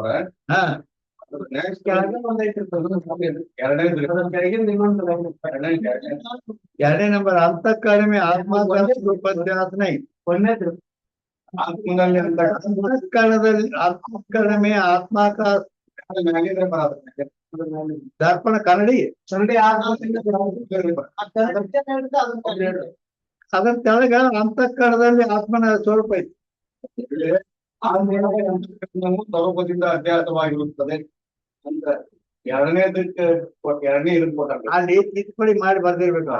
ಹೇಳ್ತಾ ಅಲ್ಲಿ ಅದಕ್ಕ ನಾನೇ ಏನ್ ಮಾಡೀನಿ, ಅಂತಃಕರಣದಲ್ಲಿ ಆತ್ಮನ ಸ್ವರೂಪದಿಂದ ಅಭ್ಯಾಸ ಐತಿ ಅಂತ ಏನೈತಲ್ಲ, ಹೀಗೆ ಎಲ್ಲಿ ಆದ್ರೆ ಹೇಳಿದ್ದರೆ, ಅಲ್ಲಿ ಯಾರ ಹಿಂಗ್ ಹೇಳಿದ್ರ ಪರಸ್ಪರ ಅಭ್ಯಾಸ ಅಂದಾಗ ಆತ್ಮಂದು ಇದನ್ನೆಲ್ಲ ಹೇಳ್ತಾರ. ಹಂಗ ಹೇಳಿದಲ್ಲಿ 2ನೇ ನಂಬರ್ ಅಂತಃಕರಣಮೇ ಆತ್ಮ ಕಾ ಸ್ವರೂಪ ಅಧ್ಯಾಸನೆ, ಆತ್ಮಂದು ಅನಾತ್ಮದಲ್ಲಿ, ಅನಾತ್ಮದ್ದು ಆತ್ಮನಲ್ಲಿ ಅನನ್ಯ ಅಧ್ಯಾಸ ಹಿಂಗ್ ಹೇಳ್ತಾರ. ಆದರೆ ಅನಾತ್ಮದ್ದು ಆತ್ಮನಲ್ಲಿ, ಆತ್ಮದ್ದು ಅನಾತ್ಮದಲ್ಲಿ ಹಿಂಗ್ ಹೇಳ್ತಾರಲ್ಲ, ಹಿಂಗ್ ಹೇಳ್ತಾರ. ಆದ್ರ ಅಲ್ಲಿ ಹೇಳಿದಲ್ಲಿ ನಾವೇನ್ ತಿಳ್ಕೊಬೇಕಂದ್ರ, ಅನಾತ್ಮದ್ದು ಆತ್ಮನಲ್ಲಿ ಹೇಳಿದಾಗ ಸ್ವರೂಪಾಧ್ಯಾಸ ಅನ್ಬೇಕು. ಅನಾತ್ಮದ್ದು ಸ್ವರೂಪಾಧ್ಯಾಸ ಆತ್ಮನಲ್ಲಿ, ಆತ್ಮಂದು ಅನಾತ್ಮದಲ್ಲಿ ಹೇಳ್ತಾರ ಅಂದ್ರ ಅವಾಗ ಆತ್ಮನ ಸ್ವರೂಪ ಅಲ್ಲ, ಆತ್ಮನ ಸಂಬಂಧ.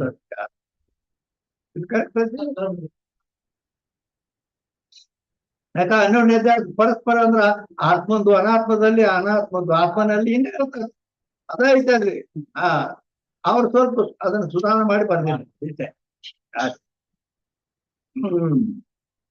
ಏನ್ किंतु आत्म संबंध का अध्यास होने के आत्मा का संसर्ग अध्यास, ಯಾಕ ಆತ್ಮಂತ ಹೇಳಿದಾಗ ಮತ್ತೆರಡು ಪಾಠ ಮಾಡ್ಯಾರ.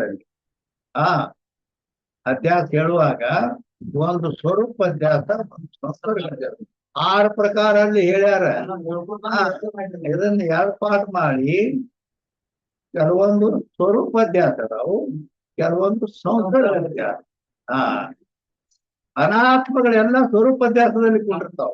ಇನ್ನು ಆತ್ಮನ ಅಧ್ಯಾಸ ಹೇಳುವ ಅಲ್ಲಿ ಸಂಬಂಧ ಅಧ್ಯಾಸ, ಸಂಸರ್ಗ ಅಧ್ಯಾಸ ಅಂತ ಶಾಸ್ತ್ರೀಯ ಶಬ್ದ ಪ್ರಯೋಗ ಐತೆ. ಸಂಸರ್ಗ ಅಧ್ಯಾಸ ಅಂದ್ರು ಸಂಬಂಧ ಅಧ್ಯಾಸ ಅಂದ್ರು ಒಂದ. ಅದಕ್ಕೆ ಸಂಸರ್ಗ ಅಧ್ಯಾಸ. ಆದ್ದರಿಂದ ಆತ್ಮಂದು ಸಂಸರ್ಗ ಅಧ್ಯಾಸ. ಜ್ಞಾನ ಸ್ವರೂಪ ಆತ್ಮ ಆತ್ಮ ಜ್ಞಾನ ಸ್ವರೂಪ ಅದಾನ.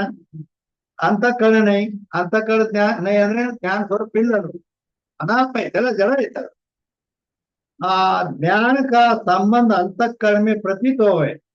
ಯಾಕಂದ್ರೆ ಆ ಅಂತಃಕರಣವು ಭೂತಗಳ ಸತ್ವಗುಣದಿಂದ ಹುಟ್ಟಿದ್ದರಿಂದ ಸತ್ವ ಸಂಜಾಯತೆ ಜ್ಞಾನ ಅಂತ ಹೇಳಿದ ಪ್ರಕಾರ ಅಲ್ಲಿ ಜ್ಞಾನ ಪ್ರಕಟ ಆಗ್ತದೆ, ಪ್ರತಿಬಿಂಬಿಸ್ತೈತೆ. ಕನ್ನಡಿದ್ದಾಗ ಹೋವೆ ಯಾತೆ ಆತ್ಮಕ್ಕೆ ಸಂಬಂಧಕ ಅಂತಃಕರಣ ಮೇ ಅಧ್ಯಾಸ. ಆದ್ದರಿಂದ ಆತ್ಮನ ಸಂಬಂಧ ಏನೈತಲ್ಲ, ಅದು ಜ್ಞಾನ ಅನ್ನೋದು ನನಗೆ ತಿಳಿತೈತಲ್ಲ, ನನಗೆ ತಿಳಿಯಂಗಿಲ್ಲ ಏನಂತಲ್ಲ. ಆದ್ದರಿಂದ ಅಲ್ಲಿ ಸಂಬಂಧ ಅಧ್ಯಾಸ ಅಂತಃಕರಣದಲ್ಲಿ. ತೈಸೆ ಘಟ ಸ್ಫುರ್ತಿ, ಪಟ ಸ್ಫುರ್ತಿ. ಸ್ಫುರ್ತಿ ಅಂದ್ರ ತೋರೋದು, ಘಟ ಸ್ಫುರ್ತಿ ಅಂದ್ರ ತೋರೋದು. ಘಟ ಅಸ್ಥಿ ಅಂದ್ರ ಇರೋದು, ಸ್ಫುರ್ತಿ ಅಂದ್ರ ತೋರೋದು. ಅದು ಚಿದ್ರೂಪ ಲಕ್ಷಣದಲ್ಲಿ ಬರ್ತೈತಿ, ತೋರೋದು. ಇಸ್ ರೀತಿ ಸೇ ಸ್ಫುರಣ ಸಂಬಂಧ ಅಂದ್ರೆ ಪ್ರತಿಯೊಂದು ವಸ್ತು ತೋರ್ತಾವಿಲ್ಲ.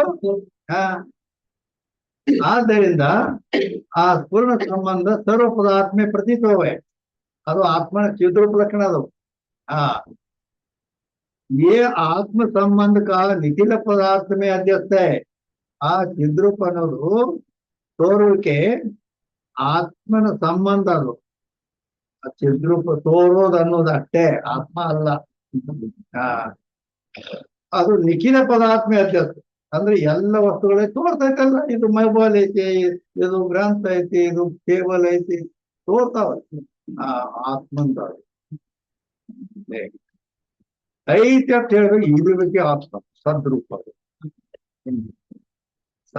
ಚಿತ್ತ ಅದು ಬೇಕಂತ ಆನಂದ.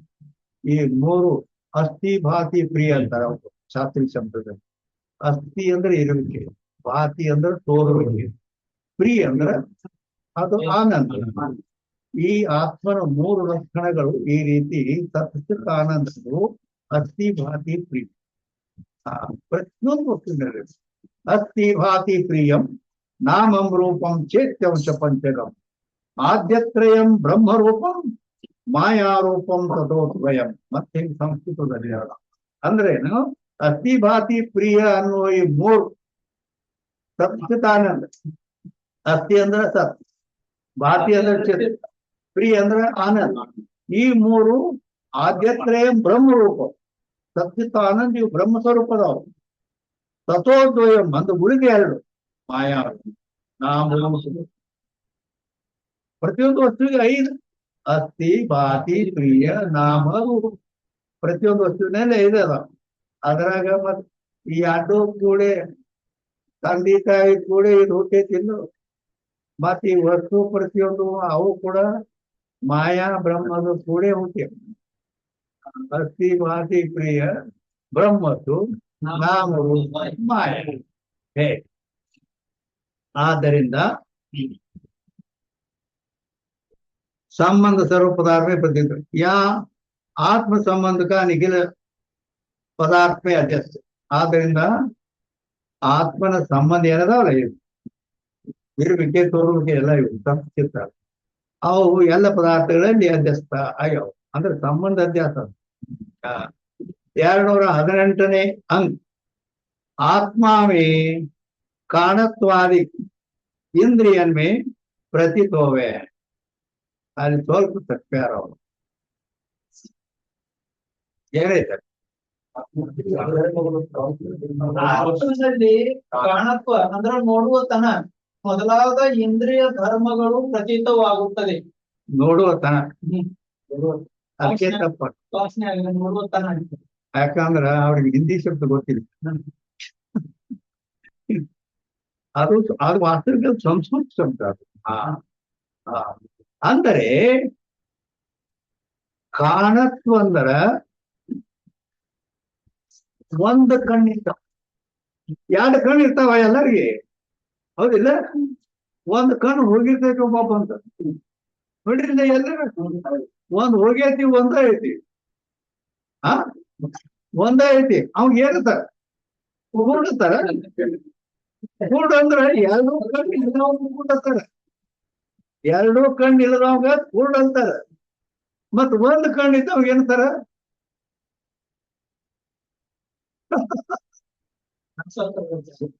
ಅದಕ್ಕೆ ಶಾಸ್ತ್ರದಲ್ಲಿ ಕಾಣ ಅಂದ್ರೆ ಒಂದ ಕಣ್ಣು ಅದ ಅರ್ಥ ಆಗಿಲ್ಲ ಅವ್ರಿಗೆ.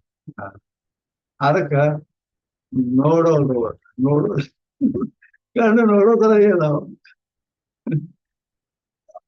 ಒಂದ್ ಕಣ್ಣತ್ತ ಬರ್ಕೊ. ಒಂದ್ ಕಣ್ಣುಳವನಿಗೆ ಕಾಣತ್ತು ಅಂತಾರೆ.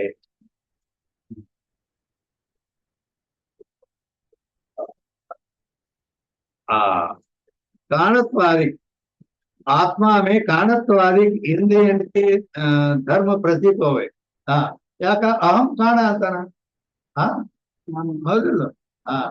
ಅಹಂ ಅಂದ್ರ ಆತ್ಮ, ಅದು ಕಾಣ ಅಂದ್ರೆ ಅದು ಒಂದು ಕಣ್ಣು ಇರೋದು, ಒಂದು ಕಣ್ಣಿನ ಲೋಪ. ಯಾತೆ ಕಾಣತ್ವಾದಿ ಧರ್ಮ ಕಾ ಆತ್ಮ ಮೇ ಅಧ್ಯಸ್ತ ಹೈ. ನಾ ಅಹಂ ಅಂತ ಹೇಳೋದ್ರಿಂದ ಆತ್ಮನಲ್ಲಿ ಇದು ಅಧ್ಯಸ್ತ ಆಗ್ತೈತಿ, ಹೌದಿಲ್ಲ? ಅವ್ರ ಇಂದ್ರಿಯನ್ ಕಾ ಆತ್ಮ ಮೇ ತಾದಾತ್ಮ್ಯ ಅಧ್ಯಾಸನೆ.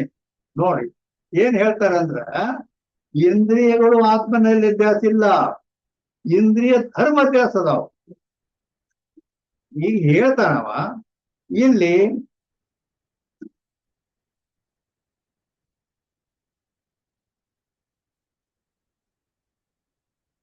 ಚಿನ್ಮಯಾನಂದರು ಬಂದಿದ್ರು.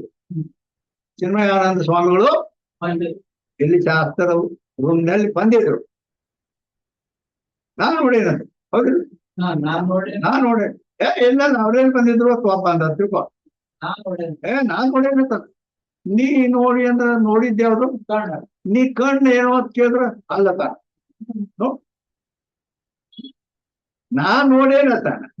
ನೀ ನೋಡಿದ್ಯಾವ್ದು ಕಣ್ಣು, ಮತ್ ನೀ ಕಣ್ಣದಿ ಏನಂದ್ರ ಇಲ್ಲ. ಅಂದ್ರ ಇಂದ್ರಿಯ ಅಧ್ಯಾಸ ಅಲ್ಲ, ಇಂದ್ರಿಯ ಧರ್ಮ ಅಷ್ಟೇ ಅಧ್ಯಾಸ. ನೋಡೋದು ಇಂದ್ರಿಯ ಧರ್ಮ ಐತಿ. ಅಹಂ ಅದ ನಾನು ನೋಡಿ ಅಂತ ಹೇಳ್ತಾವ. ಆ ಧರ್ಮ ಅಷ್ಟೇ ಅಧ್ಯಾಸ. ಆದ್ದರಿಂದ ಇಂದ್ರಿಯನ್ಕ ಆತ್ಮ ಮೇ ತಾದಾತ್ಮ ಅಧ್ಯಾಸನೆ, ಇಂದ್ರಿಯ ಅಧ್ಯಾಸ ಅಲ್ಲ. ಕಾಯತೆ ಅಹಂ ಕಾಣ ಐತಿ ಪ್ರತೀತಿ ಹೋವೆ, ಅಹಂ ನೇತ್ರಂ ಐತಿ ಪ್ರತೀತಿ ಹೋವೆ. ನಾ ಕಣ್ಣು ಅನ್ನೋದಿಲ್ಲ. ಹಾ, ಅಂದ್ರೆ ಇಂದ್ರಿಯ ಅಧ್ಯಾಸ ಅಲ್ಲ, ಇಂದ್ರಿಯ ಧರ್ಮ ಅಷ್ಟೇ ಅಧ್ಯಾಸ. ಯಾತೆ ನೇತ್ರ ಧರ್ಮ ಕಾಣತ್ವ ಕಾ ಆತ್ಮಾಮೆ ಅಧ್ಯಾಸ. ಆದ್ದರಿಂದ ನೇತ್ರದ ಧರ್ಮ ಏನೈತಲ್ಲ ಕಾಣತ್ವ ಅನ್ನೋದು, ಅದು ಆತ್ಮಾಮೆ ಅಧ್ಯಾಸ ಐತಿ. ನೇತ್ರಕ ಅಧ್ಯಾಸನೇ. ಆ ನೇತ್ರ ಇಂದ್ರಿಯಗಳು ಅಧ್ಯಾಸ ಇಲ್ಲ, ಅವುಗಳ ಧರ್ಮ ಅಷ್ಟೇ. ಕೇವಲ ಧರ್ಮ ಅಧ್ಯಾಸ ಅಂದಾಗ ಆ ಅಧ್ಯಾಸ ಹೇಳುವಲ್ಲಿನೂ ಕೂಡ ಅವು ಇಂದ್ರಿಯ ಧರ್ಮನ ತಗೋಬೇಕು. यद्यपि ನೇತ್ರಾದಿ ನಿಖಿಲ ಪ್ರಪಂಚಕ ಅಧ್ಯಾಸ ಆತ್ಮಾಮೇ ಹೈ. ಯದ್ಯಪಿ ಕಾರ್ಯ ಏನಂತಾನೆ, ನೇತ್ರಾದಿ ನಿಖಿಲ ಪ್ರಪಂಚಕ ಅಧ್ಯಾಸ ಆತ್ಮನಲ್ಲಿ, ಎಲ್ಲ ಸಂಪೂರ್ಣ ಪ್ರಪಂಚ ಎಲ್ಲ ಆತ್ಮನಲ್ಲಿ ಅಧ್ಯಾಸ ಐತೆ. ಹೌದಲ್ಲ? ಅಂತ ಅವ ಯದ್ಯಪಿ ಕಾರ ಅಂದ. ಯದ್ಯಪಿ ಅಂದ್ರೆ ಶಂಕಾಕಾರ, ಸಂಶಯ ಮಾಡ. ತಥಾಪಿ, ತಥಾಪಿ ಅಂದ್ರೆ ಉತ್ತರ ಹೇಳ. ಬ್ರಹ್ಮಚೇತನ ಮೇ ಸಮಗ್ರ ಪ್ರಪಂಚಕ ಅಧ್ಯಸ್ಥ. ಹಾ, ಇವು ನೇತ್ರಾದಿ ನಿಖಿಲ ಪ್ರಪಂಚ ಆತ್ಮನಲ್ಲಿ ಅಧ್ಯಸ್ಥ. ಯದ್ಯಪಿ ಕಾರ ಶಂಕಕಾರ ಅಂತ, ತಥಾಪಿ ಕಾರ್ಯ ಅಂತ ಹೇಳ್ತಾನ. ಗೊತ್ತಾಗ್ತದೆ ಏನ್ ಗೊತ್ತ? ಆತ್ಮನಾಗಿದ್ದ ಬ್ರಹ್ಮದಲ್ಲಿ ಪ್ರಪಂಚದ ಅಧ್ಯಾಸ ಐತಿ ಅಂತ ಉತ್ತರ ಹೇಳಿ. ಅಂದ್ರ ಪರಿಚಯ ಹಾಕತ್ತಾರ. ಆ ಸೋಂಪದ ಸೋಂಪದಲ್ಲಿಲ್ಲ, ತತ್ಪದದಲ್ಲಿ ಹೇಳಂತ ಹಿಂಗಾಗ್ತದೆ. ಅದಕ್ಕೆ ಆದ್ರಿಂದ ಬ್ರಹ್ಮಚೇತನದಲ್ಲಿ ಸಮಗ್ರ ಪ್ರಪಂಚದ ಅಧ್ಯಾಸ ಐತಿ. ತ್ವಂ ಪದಾರ್ಥಮೇ ನಿಖಿಲ ಪ್ರಪಂಚಕ ಅಧ್ಯಾಸನೆ. ಆತ್ಮ ಅಂದ್ರೆ ತ್ವಂ ಪದದಲ್ಲಿ ಬಂದ್ಬಿಡ್ತಾರ. ಅವಿದ್ಯಾ ಕಾಯಸ ಅದ್ಭುತ ಮಹಿಮಾ ಹೈ. ಅವಿದ್ಯಾ ಏನೈತಲ್ಲ, ಅವಿದ್ಯಾ ಅಂದ್ರೆ ಬ್ರಹ್ಮ ವಿದ್ಯೆಯಿಂದ ಯಾವುದು ಬಾಧಿಸಲ್ಪಡ್ತದ ಅದಕ್ಕೆ ವಿದ್ಯಾ ಅಂತ. ಅದು ಅದರ ಮಹಿಮಾ ಏನಪ್ಪಾ ಅಂತ ಕೇಳಿದ್ರೆ, ಪದಾರ್ಥ ಏಕ ಧರ್ಮ ವಿಶಿಷ್ಟಕ ಅಧ್ಯಾಸ ಹೋವೆ. ಅಂದ್ರ ಏಕ ಹಿ ಪದಾರ್ಥಕ ಏಕ ಧರ್ಮ ವಿಶಿಷ್ಟಕ ಅಧ್ಯಾಸ ಹೋವೆ. ಅಪರ ಧರ್ಮ ವಿಶಿಷ್ಟಕ ಅಧ್ಯಾಸ ಹೋವೇನೆ. ಆ ಒಂದೇ ಅದರ ಧರ್ಮದ್ದು ಅಧ್ಯಾಸ ಆಗತಿ. ಅಪರ ಧರ್ಮ ಅಂದ್ರೆ ಮತ್ತೊಂದರ ಧರ್ಮದ ವಿಶಿಷ್ಟತ ಅಧ್ಯಾಸ ಆಗೋದಿಲ್ಲ. ಅದು ಹೇಗಂದ್ರೆ ಉದಾಹರಣೆ ಕೊಡ್ತಾನೆ. ಬ್ರಾಹ್ಮಣತ್ವಾದಿ ಧರ್ಮ ವಿಶಿಷ್ಟ ಶರೀರಕ ಆತ್ಮ ಮೇ ತಾದಾತ್ಮ ಅಧ್ಯಾಸ ಹೋವೆ. ಅಂದ್ರ ಬ್ರಾಹ್ಮಣತ್ವ ಅದೊಂದು ಜಾತಿ. ನಾ ಇಂಥ ಜಾತಿ ಅಂತಾನಲ್ಲ. ಆ ಬ್ರಾಹ್ಮಣತ್ವಾದಿ ಧರ್ಮ ಅಂದ್ರು ಜಾತಿ, ಅದು ಒಂದೇ ಧರ್ಮ ವಿಶಿಷ್ಟ ಶರೀರದ ಆತ್ಮನಲ್ಲಿ ತಾದಾತ್ಮ್ಯ ಅಧ್ಯಾಸ ಆಕೈತಿ. ಆದರೆ ಶರೀರತ್ವ ವಿಶಿಷ್ಟ ಶರೀರಕ ಅಧ್ಯಾಸ ಹೋವೇನು. ಈ ಬ್ರಾಹ್ಮಣತ್ವ ಹೇಳಿದ್ದೆ ಅದಕ್ಕೆ ಶರೀರಕ್ಕ, ಹೌದಲ್ಲ? ಆದ್ದರಿಂದ ಅಲ್ಲಿ ಶರೀರತ್ವ ವಿಶಿಷ್ಟ ಶರೀರದ ಅಧ್ಯಾಸ ಆಗುವುದಿಲ್ಲ. ಇದು ಶರೀರತ್ವ ಅಂದ್ರೆ ಸಾಮಾನ್ಯ, ಅಂದ್ರ ಸ್ವ ಅಂದ್ರ ಅದರ ಜಾತಿ ವಾಚಕರ ಐತೆ. ಅದ ಜಾತಿ ಅಂದ್ರ ಮನುಷ್ಯತ್ವದೊಳಗೆ ಬರ್ತೈತಿ, ವ್ಯಾಪಕ ಜಾತಿ. ಬ್ರಾಹ್ಮಣದತ್ತು ಪರಿಚಿತ ಜಾತಿ. ಆದ್ದರಿಂದ ಇಲ್ಲಿ ಏನಾಗತ್ತೆ, ಶರೀರತ್ವ ವಿಶಿಷ್ಟ ಶರೀರದ ಅಧ್ಯಾಸ ಆಗುವುದಿಲ್ಲ. ಅದಕ್ಕಾಗಿ ಧರ್ಮ ಆತ್ಮನಲ್ಲಿ ಅಂದ್ರ ಬ್ರಾಹ್ಮಣತ್ವಾದಿ ಧರ್ಮ ವಿಶಿಷ್ಟ ಶರೀರದ ಆತ್ಮನಲ್ಲಿ ಅಧ್ಯಾಸ ಆಗತ್ತೆ. ಅದಕ್ಕಾಗಿ ಶರೀರತ್ವ ವಿಶಿಷ್ಟ ಶರೀರಕ ಅಧ್ಯಾಸ ಹೋವೇನೆ. ಇಸಿ ವಾಸ್ತೆ, ಇದೇ ಕಾರಣದಿಂದಲೇ ವಿವೇಕಿವಿ ಬ್ರಾಹ್ಮಣೋಹಂ ಮನುಷ್ಯೋಹಂ ಐಸಾ ವ್ಯವಹಾರ ಕರೆ. ಆದ್ದರಿಂದ ಅಲ್ಲಿ ವಿವೇಕಿಯಾದ ಜ್ಞಾನಿಯೂ ಕೂಡ ನಾನು ಬ್ರಾಹ್ಮಣ ಅಂತ ಹೇಳ್ತಾನೆ. ಅದಕ್ಕೆ ಬ್ರಾಹ್ಮಣೋಹಂ, ನಾನು ಮನುಷ್ಯನ ಅಂದ್ರೆ ಈ ರೀತಿ ತಗೋತಾರ. ಐಸೆ ವ್ಯವಹಾರ ಕರೆ. ಶರೀರಂ ಐಸಾ ವ್ಯವಹಾರ ವಿವೇಕಿಗ. ಶರೀರ ನಾನು ಅನ್ನಂಗಿಲ್ಲ. ಬ್ರಾಹ್ಮಣತ್ವ ಆಗ್ಲಿ ಮನುಷ್ಯತ್ವ ಆಗ್ಲಿ ಯಾವ್ದ ಈ ಶರೀರ ಹೌದಲ್ಲ. ಆದ್ರ ಶರೀರನ ಅನ್ನಂಗಿಲ್ಲ ಅವ, ಜ್ಞಾನ ಆದದ್ರಿಂದ. ಅಜ್ಞಾನಿ ಅಂತಾನೆ ಶರೀರನ ನಾ ಆಗೇನೆ. ಆದ್ರೆ ಜ್ಞಾನ ಆದವ ಶರೀರನ ಅನ್ನಂಗಿಲ್ಲ. ಖರೆ ಜ್ಞಾನಿಯು ಕೂಡ ನಾನು ಬ್ರಾಹ್ಮಣನಿದ್ದೇನೆ ಅಂತ, ನಾನು ಬೇಡ ಮನುಷ್ಯನಿದ್ದೇನೆ. ಇದೆ ಯಾಕೆ अविद्या का अद्भुत महिमा का होने से ಆದ್ದರಿಂದ ಇದೆಲ್ಲ ಅವಿದ್ಯೆಯ ಅದ್ಭುತ ಮಹಿಮಾ ಇರುತ್ತೆ ಆ ಇಂದ್ರಿಯನಿಗೆ ಅಧ್ಯಾಸವಿನ ಇಂದ್ರಿಯಗಳ ಅಧ್ಯಾಸವಾಗಲಾರದೆ ಆತ್ಮ ಮೇ ಕಾಣತ್ವಾದಿಗ ಧರ್ಮನಕ ಅಧ್ಯಾಸ ಆದ್ದರಿಂದ ಇಂದ್ರಿಯಗಳು ಅಧ್ಯಾಸ ಇಲ್ಲ ಆದರೆ ಅದರ धर्म अध्यास ये धर्माध्यास का उदाहरण है ಇದು ಇಲ್ಲಿ ತರ ಹೇಳಿದ್ದು ಧರ್ಮಾಧ್ಯಾಸದ ಉದಾಹರಣೆ ಇದೆ ಏನು 219ನೇ उक्त रीति से सकल ब्रह्म में पूर्वोक्त दोनों लक्षण संभव ಈ ತರ ಹೇಳಿದ ರೀತಿಯಲ್ಲಿ ಸಕಲ ಬ್ರಹ್ಮಮೆ ಅಂದ್ರೆ ಎಷ್ಟು ಅಧ್ಯಾಸ ಆಗ್ತಾವು ಭ್ರಾಂತಿ ಜ್ಞಾನಗಳಾಗ್ತಾವಲ್ಲ ಅವುಗಳಲ್ಲಿ ಪೂರ್ವೋಕ್ತ ದೋನು ಲಕ್ಷಣ ಸಂಭವ ಆದ್ದರಿಂದ ಹಿಂದೆ ಹೇಳಿದ 2 ಲಕ್ಷಣಗಳು ಸಂಭವಿಸುತ್ತವೆ ಅಂದ್ರ ಅರ್ಥಾತ್ ಸ್ವರೂಪಾಧ್ಯಾಸ ಸಂಸರ್ಗಾಧ್ಯಾಸ ಆಗ್ತದೆ ಪರಂತು ಪರೋಕ್ಷ और अपरोक्ष भेद से ब्रह्मदो प्रकार ಆದ್ದರಿಂದ ಅಲ್ಲಿ ಅದು ಅರ್ಥಾಧ್ಯಾಸದ ಬಗ್ಗೆ ಹೇಳಿದ್ರು ಅವರು ಆದ್ರೆ ಈಗ ಹೇಳೋದು ಏನೈತಲ್ಲ ಪರೋಕ್ಷ ಅಪರೋಕ್ಷ भेद से ब्रह्म दो प्रकार का है ಅಂತ ಏನ್ ಹೇಳಿತ್ತು ಇದು ಜ್ಞಾನಾಧ್ಯಾಸದ ಬಗ್ಗೆ ಈಗ अपरोक्ष ब्रह्म के उदाहरण तो कहे अपरोक्ष ब्रह्म ಏನದಾವಲ್ಲ ಪ್ರತ್ಯಕ್ಷ ಕಂಡು ಬರು अपरोक्ष ब्रह्म के उदाहरण ಹೇಳ್ಕೊಂಡ್ ಬಂದೇವಿ रज्जु सर्प शुक्ति रजतादिಗಳು ಎಲ್ಲ ಇವು अपरोक्ष ब्रह्म ಇವು जहाँ वन्नी शून्य देश में मानसत्व रूप होने से वन्नी का अनुमिति ज्ञान होवे ಇನ್ನು ಎಲ್ಲಿ ವನ್ನಿ ಶೂನ್ಯ ದೇಶ ಅಂದ್ರ ಬೆಂಕಿ ಇಲ್ಲದಲ್ಲಿ ವನ್ನಿ ಶೂನ್ಯ ದೇಶ ಅಂದ್ರ ಬೆಂಕಿ ಇಲ್ಲ ಅಲ್ಲಿ ಬೆಂಕಿ ಇಲ್ಲದ ಅಗ್ನಿ ಇಲ್ಲದ ದೇಶದಲ್ಲಿ ಮಾನಸತ್ವ ರೂಪ ಹೇತುವಿನಿಂದ ಆದ್ರೆ ಅಡಿಗೆ ಮನೆ ಐತ ಅಡಿಗೆ ಮನೆ ಇದ್ರೆ ಯಾವತ್ತೂ ಬೆಂಕಿ ಇರ್ತದ ಅಲ್ಲ ಅಡಿಗೆ ಮಾಡಕ್ ಅರ್ಥ ಇರ್ತದ ಅದು ಸಮಯದಾಗ ಎಲ್ಲಿರ್ತದೆ ಅಡಿಗೆ ಮನೆ ಐತೆ ಆದ್ರ ಅಲ್ಲಿ ಬೆಂಕಿ ಇಲ್ಲ ಅಂತ ಬೆಂಕಿ ಅಂತ ಭ್ರಮ ಆಯ್ತು वन्नी का अनुमिति ज्ञान होवे वा विप्रलंबक वाक्य थे वन्नी का शब्द ब्रह्म होवे ಬೇಡ ಒಬ್ಬ ಅವ ವಿಪ್ರಲಂಬಕ ಅಂದ್ರ ಅವ ಮೋಸಗಾರ ಅಂತಾರ ಅದ್ರ ಬ್ಯಾರೆ ಹೇಳ್ಬಿಡು ಹಿಂಗ್ ಉಲ್ಟಾ ಅಂದ್ರ ಆ ರೀತಿ ಹೇಳಿದ್ರು ಹೌದಾ ಕರೆ ಬೆಂಕಿ ಐತೆ ಅಂತ ಹೇಳಿ ಮತ್ತೆ ಹೇಳ್ತಾನ ಹಂಗ ವನ್ನಿಕ ಶಬ್ದ ಬ್ರಹ್ಮ ಅದು ಇಲ್ಲ ಅಲ್ಲಿ ಬೆಂಕಿಯರೇ ಇಲ್ಲ ಬೆಂಕಿ ಐತೆ ಅಂತ ಹೇಳಿದ್ರ ಭ್ರಮ ಹೌದಲ್ಲ ಆದ್ರಿಂದ ಶಬ್ದ ಭ್ರಮ ಹೋವೆ वे दोनों ಪರೋಕ್ಷ ಬ್ರಹ್ಮ ಇವು 2 ಪರೋಕ್ಷ ಬ್ರಹ್ಮ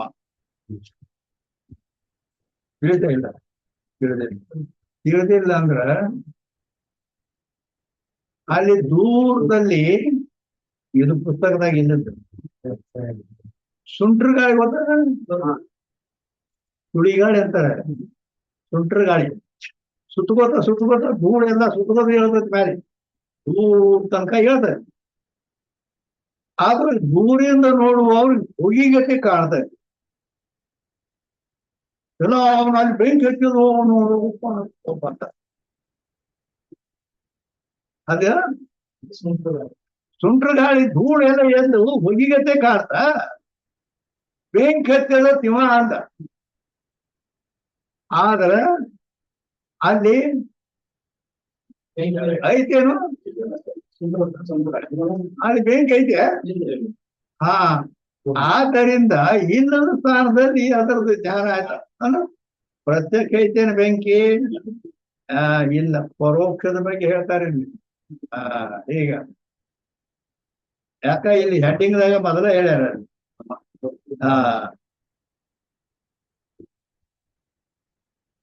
ಏನೋ ಪರೋಕ್ಷ ಅಪರೋಕ್ಷ ಭೇದಿಸಿ ಬ್ರಹ್ಮ ದೋ ಪ್ರಕಾರ 219ರಲ್ಲಿ ಹೇಳ್ಯಾರ ಹೌದಿಲ್ಲ ಅದಕ್ಕ ಪರೋಕ್ಷ ಅಂದ್ರೆ ಯಾವ ರೀತಿಯ ಯಾಕ ಪ್ರತ್ಯಕ್ಷ ಭಿನ್ನ ಜ್ಞಾನ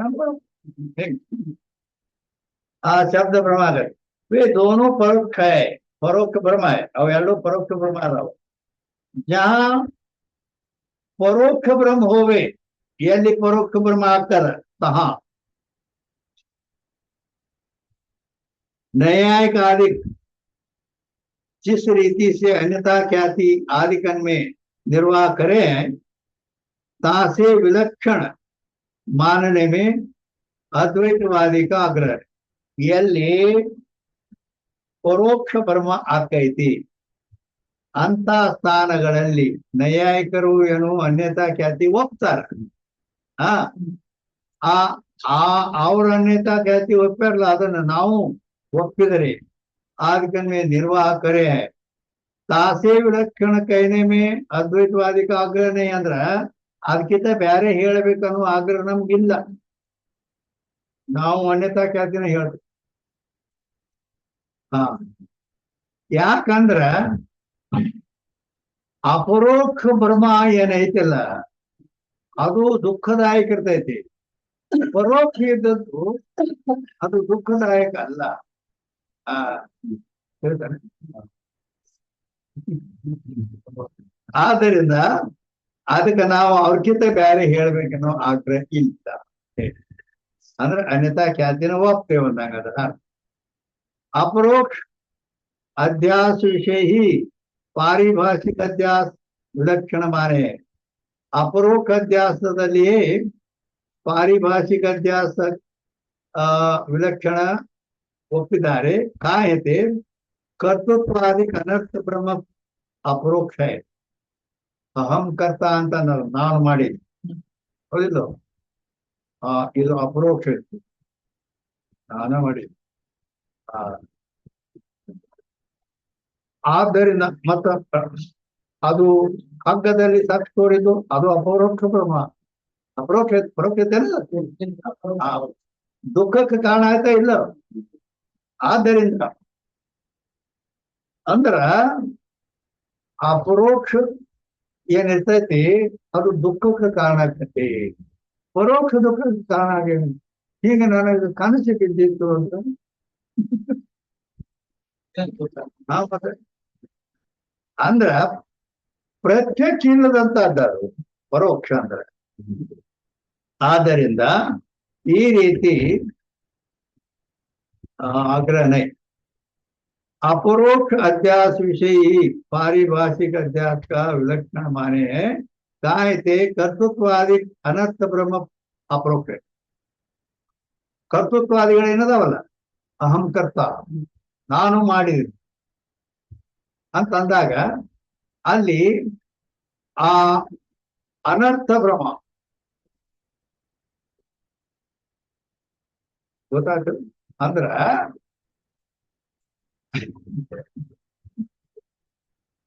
ಈಗ ನೀನು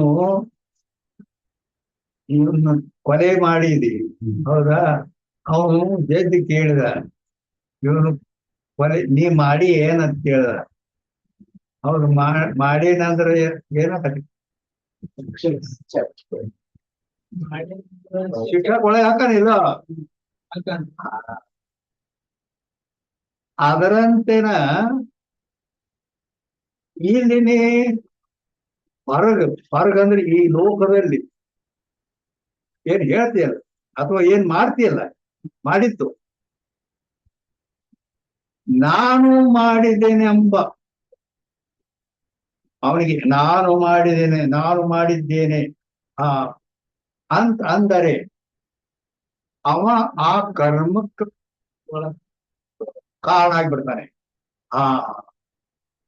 ಹೇಳ್ತಾನೆ ಬಿಡೋದೇನ ಅಂತ ನಭುಕ್ತಂ ಕ್ಷೀಯತೆ ಕರ್ಮ ಕಲ್ಪಕೋಟಿ ಶತೈರಪಿ ಅವಶ್ಯಮೇವ ಭೋಕ್ತವ್ಯಂ ಕೃತಂ ಕರ್ಮ ಸುಪಾತು ಆ ಮಾಡಿದ ಪಾಪ ಅಥವಾ ಪುಣ್ಯ ಏನೇ ಇದೆ ಅದನ್ನ ಉಂಡತ್ತಿರ್ಬೇಕ ಮಾಡಿದ್ದು ಮಾರೇ ಐತಿ ಇಲ್ಲ ಆದ್ದರಿಂದ ಇಲ್ಲಿ ಏನೈತಿ ಕರ್ತೃತ್ವ ಅನ್ನೋದು ಅನರ್ಥ ಭ್ರಮ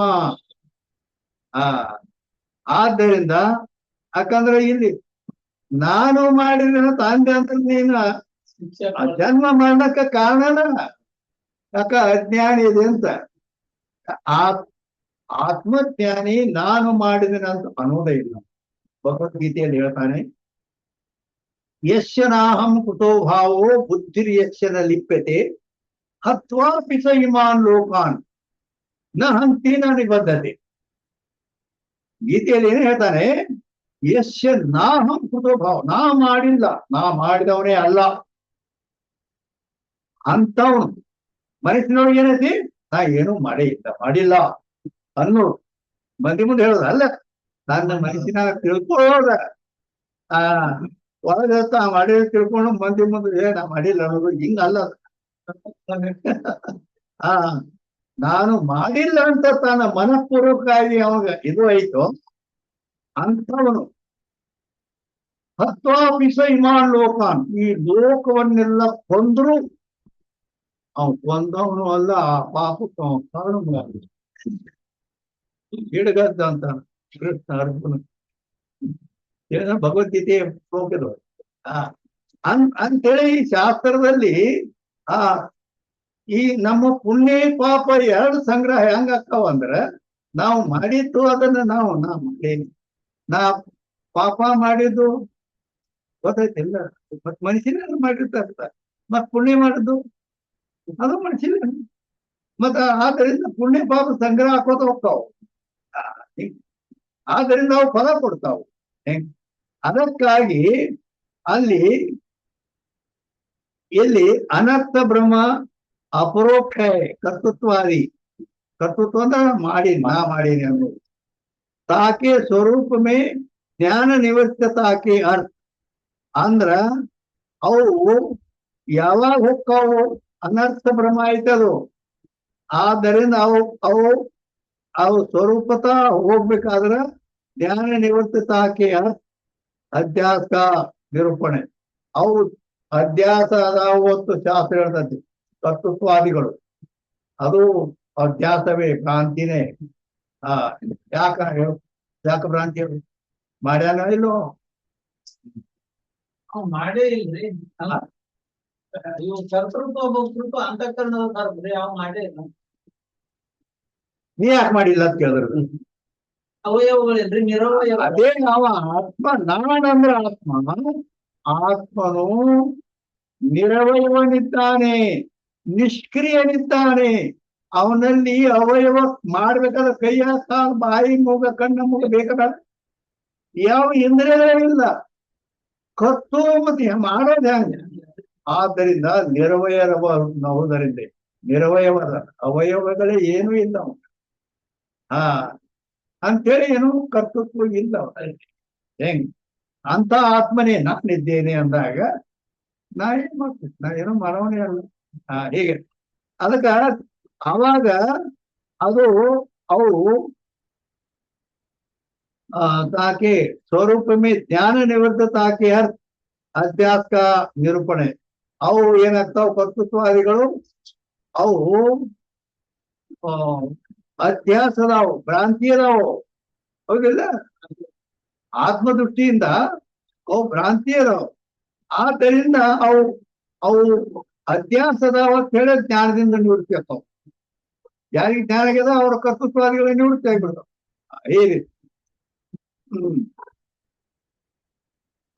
ಅದಕ್ಕ ಗೀತೆ 18ನೇ ಅಧ್ಯಾಯದ 17ನೇ ಶ್ಲೋಕದಲ್ಲಿ ಯಸ್ನಾಹಂ ಕುತೋ ಭಾವೋ ಬುದ್ಧಿರ್ಯಶ್ಚನ ಲಿಪ್ಯತೆ ಅಥವಾ ಅಪಿಸೈಮಾನ್ ಲೋಕಾನ್ನ ಹಂತಿನ ನಿಬದ್ಧತೆ. 18ನೇ ಅಧ್ಯಾಯದ 17ನೇ ಶ್ಲೋಕದಲ್ಲಿ ನಾನು ಲೋಕವನ್ನೆಲ್ಲ ಕೊಂದ್ರು, ಎಷ್ಟು ಜನ ಆದರೂ ಎಲ್ಲರನ್ನು ಸೋಮಾರ ಮಾಡಿ ಕಡೆ ಹೋದ್ರು, ಏನು ಮಾಡಿದವನೇ ಅಲ್ಲ. ಆದ್ದರಿಂದ ಅಧ್ಯಾತ್ಮ ನಿರೂಪಣೆ ಯಾತೆ अपरोक्ष ब्रह्म को ही दृष्टांतता के अर्थ अध्यासता प्रतिपादन में आग्रह. ಆದ್ದರಿಂದ ಅಪರೋಕ್ಷ ಬ್ರಹ್ಮ ಏನದವಲ್ಲ, ಪರೋಕ್ಷ ನಾವು ಲೆಕ್ಕದಾಗ ಹಿಡಿಯಂಗಿಲ್ಲ ಅಂತ ಹೇಳ್ತಾರೆ. ಅದರಿಂದ ಅನರ್ಥ ಇಲ್ಲ. ಆದ್ದರಿಂದ ಅಪರೋಕ್ಷ ಬ್ರಹ್ಮ ಏನ್ ಭ್ರಾಂತಿ ಅದಾವ ಅವು ದೃಷ್ಟಾಂತತಾಕೆ ಅರ್ಥ, ಅವು ದೃಷ್ಟಾಂತ ಕೊಡೋ ಸಲುವಾಗಿ ಅಧ್ಯಾಸ ಪ್ರತಿಪಾದನೆ ಆಗ್ರಹ. ಆ ಅಧ್ಯಾಸ ಅದಾವ ಅಂತೇಳಿ ನಾವು ಪ್ರತಿಪಾದನೆ ಮಾಡ್ತೀವಿ. ಪರೋಕ್ಷ ಬ್ರಹ್ಮ ವಿಷಯ ಶಾಸ್ತ್ರಾಂತರತೆ ವಿಲಕ್ಷಣತಾ कहने में ಪ್ರಯೋಜನ. ಇನ್ನು ಪರೋಕ್ಷ ಬ್ರಹ್ಮ ಅದಾವಲ್ಲ, ಪರೋಕ್ಷ ಬ್ರಹ್ಮದ ಬಗ್ಗೆ ನಾವು ಶಾಸ್ತ್ರಾಂತರ ಅಂದ್ರೆ ಬೇರೆ ಶಾಸ್ತ್ರಗಳಿಂದ ಅವಕ್ಕಿಂತ ಬೇರೆ ಏನಿ ನಾವು ಹೇಳ್ಯಾರ ಅದಕ್ಕಿಂತ ನಾವು ಬೇರೆ ಹೇಳ್ಬೇಕು ಅನ್ನೋದು ಆಗ್ರಹ ಇಲ್ಲ. ಯಾಕಂದ್ರೆ ಅವ್ರು ದುಃಖಕ್ಕೆ ಕಾರಣ ಇಲ್ಲ, ಪ್ರಯೋಜನ ಆದ್ರೆ ಪ್ರಯೋಜನ ಇಲ್ಲ. अपरोक्ष ब्रह्म विषय उक्त ರೀತಿ से ಲಕ್ಷಣ का ಸಮನ್ವಯ. ಅಪರೋಕ್ಷ ಬ್ರಹ್ಮ ಇದ್ರೆ ಅದು ನಮ್ಗೆ ದುಃಖ ಕಾರಣ ಐತಿ. ಆದ್ರಿಂದ ಆ ರೀತಿ ಲಕ್ಷಣ ಅದು ಸಮನ್ವಯ ಅಲ್ಲಿ ಐತಿ. ಏನ ಸಿದ್ಧಾಂತ ಮೇ ಸ್ವೀಕೃತ ಅನಿರ್ವಚನೀಯ ಖ್ಯಾತಿ ನಿರ್ಧಾರ ಇನ್ನೇನ್ ಹೇಳ್ತಾರೋ ವೇದಾಂತ ಸಿದ್ಧಾಂತದಲ್ಲಿ ಅನಿರ್ವಚನೀಯ ಖ್ಯಾತಿ ಒಪ್ಪ್ಯಾರ. ಅನಿರ್ವಚನೀಯ ಖ್ಯಾತಿ ಏನದು? ಅನಿರ್ವಚನೀಯ ಖ್ಯಾತಿ ಅಂತಾರೆ ಅದ್ರ ಬಗ್ಗೆ ಸ್ವರೂಪ ತಿಳಿಸ್ತಾರೆ.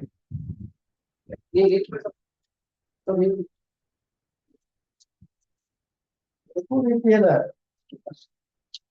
ಹಿಂದೆ ಇದು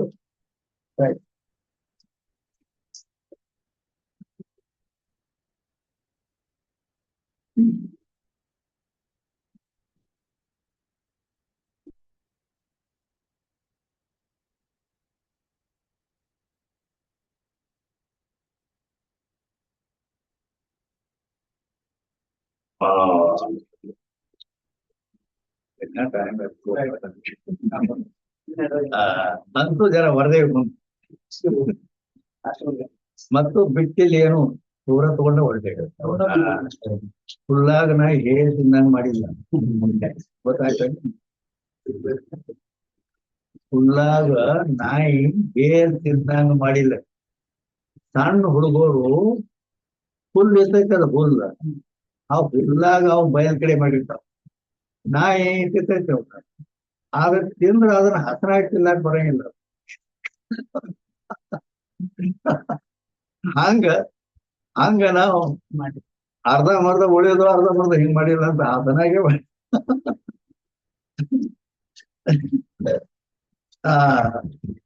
ಈಗ 220ನೇ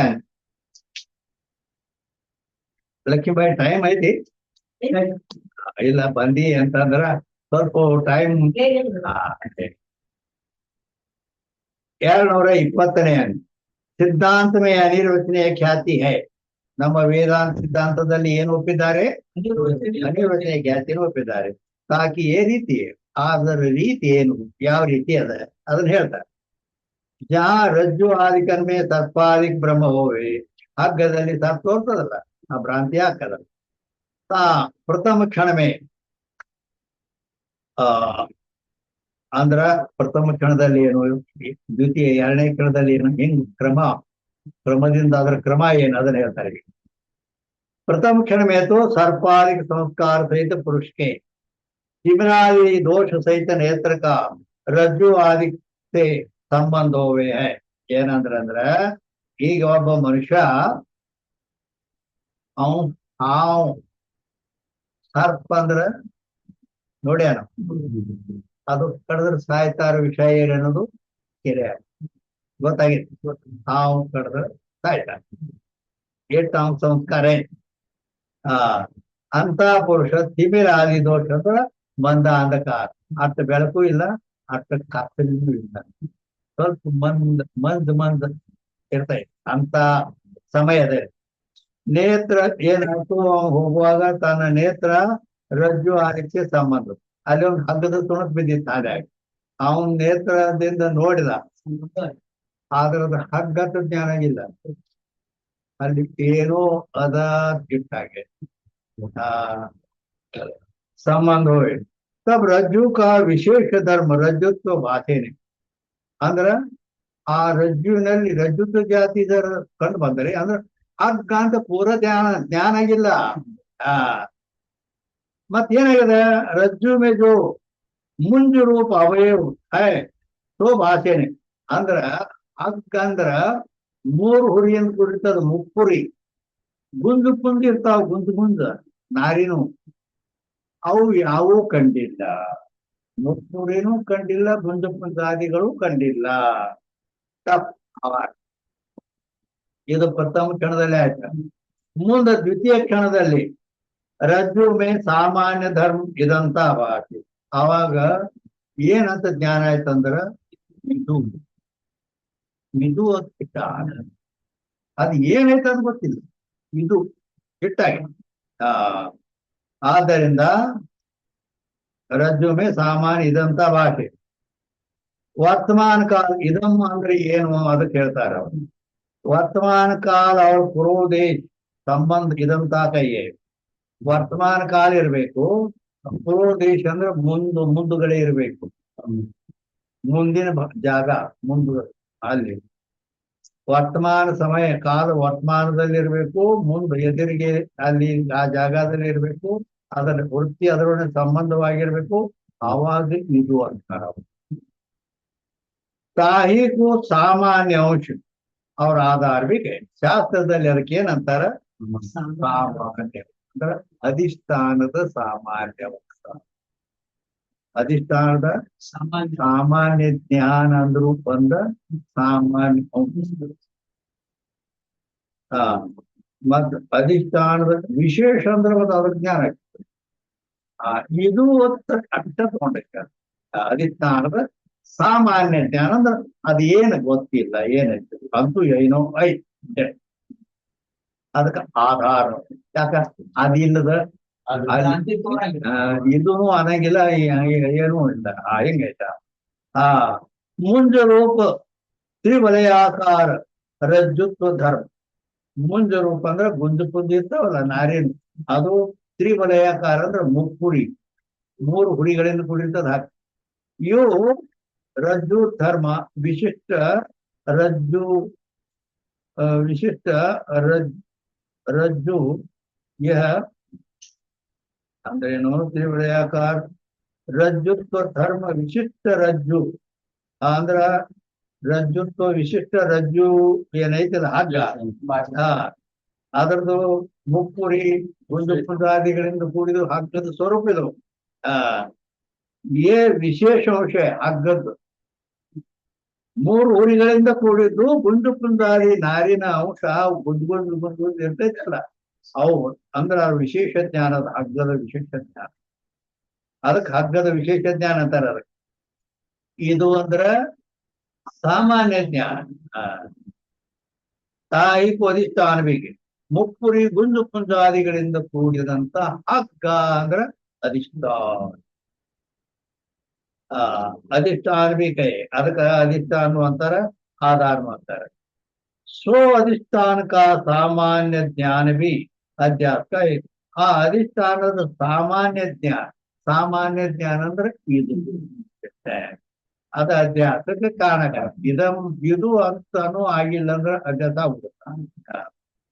ಸೊ ಸಾಮಾನ್ಯ ಜ್ಞಾನ ದೋಷ ಸಹಿತ ನೇತ್ರಜನ್ಯ ಪ್ರಮಾಣತೆ ಉಪದೇಶ.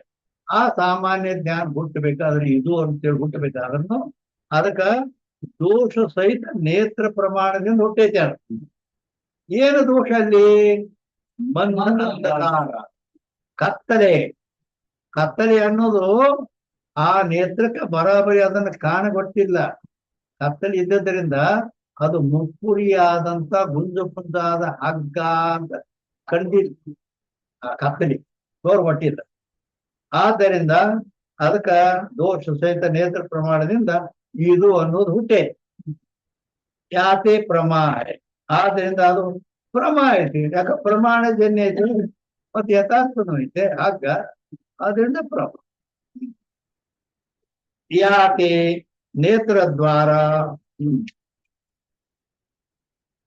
ಆದ್ದರಿಂದ ನೇತ್ರ ದ್ವಾರ ಅಂತಃಕರಣ ರಜ್ಜುಕು ಪ್ರಾಪ್ತ ಹೋಗಿ ಆ ನೇತ್ರ ದ್ವಾರ ಅಂತಃಕರಣ ವೃತ್ತಿ ಅಲ್ಲಿ ಆ ಹಗ್ಗದ ಪರ್ಯಂತರ ಹೋಗ್ತ ಇದಮಾಕಾರ ಪರಿಣಾಮಕ್ಕೂ ಪ್ರಾಪ್ತ.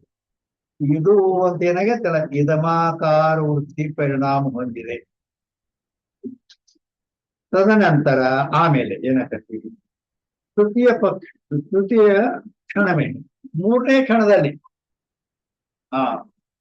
ಒಂದು ಹಗ್ಗದಲ್ಲಿ ಹಾವು ತೋರ್ಬೇಕಾದ್ರೆ ಯಾವ ಕ್ರಮದಿಂದ ಏನೇನು ಉತ್ಪತ್ತಿಯಾಗಿ ಹಾವು ತೋರ್ತವ ಹಿಂಗ ತೃತೀಯ ಕ್ಷಣವೇ ದೋಷಜನ್ಯ ಇದಮಾಕಾರ ವೃತ್ತಿ ಉಪಹಿತ ಚೇತನಸ್ಥ ಅವಿದ್ಯಾಮೆ ಹೋಗ್ಬೇಕು. ಆ 3ನೇ ಕ್ಷಣದಲ್ಲಿ ಏನಾಕತಿ ಆ ದೋಷದಿಂದ ಕೂಡಿದ ಇದಮಾಕಾರ ವೃತ್ತಿ ಆಯ್ತಲ್ಲ ಇದು ಗೊತ್ತಾಗೈತಿ. ಆದ್ರೆ ಅದು ಇದು ಅಂತ ಐತಿ, ಏನದು ಗೊತ್ತಿಲ್ಲ. ಹೌದಾ?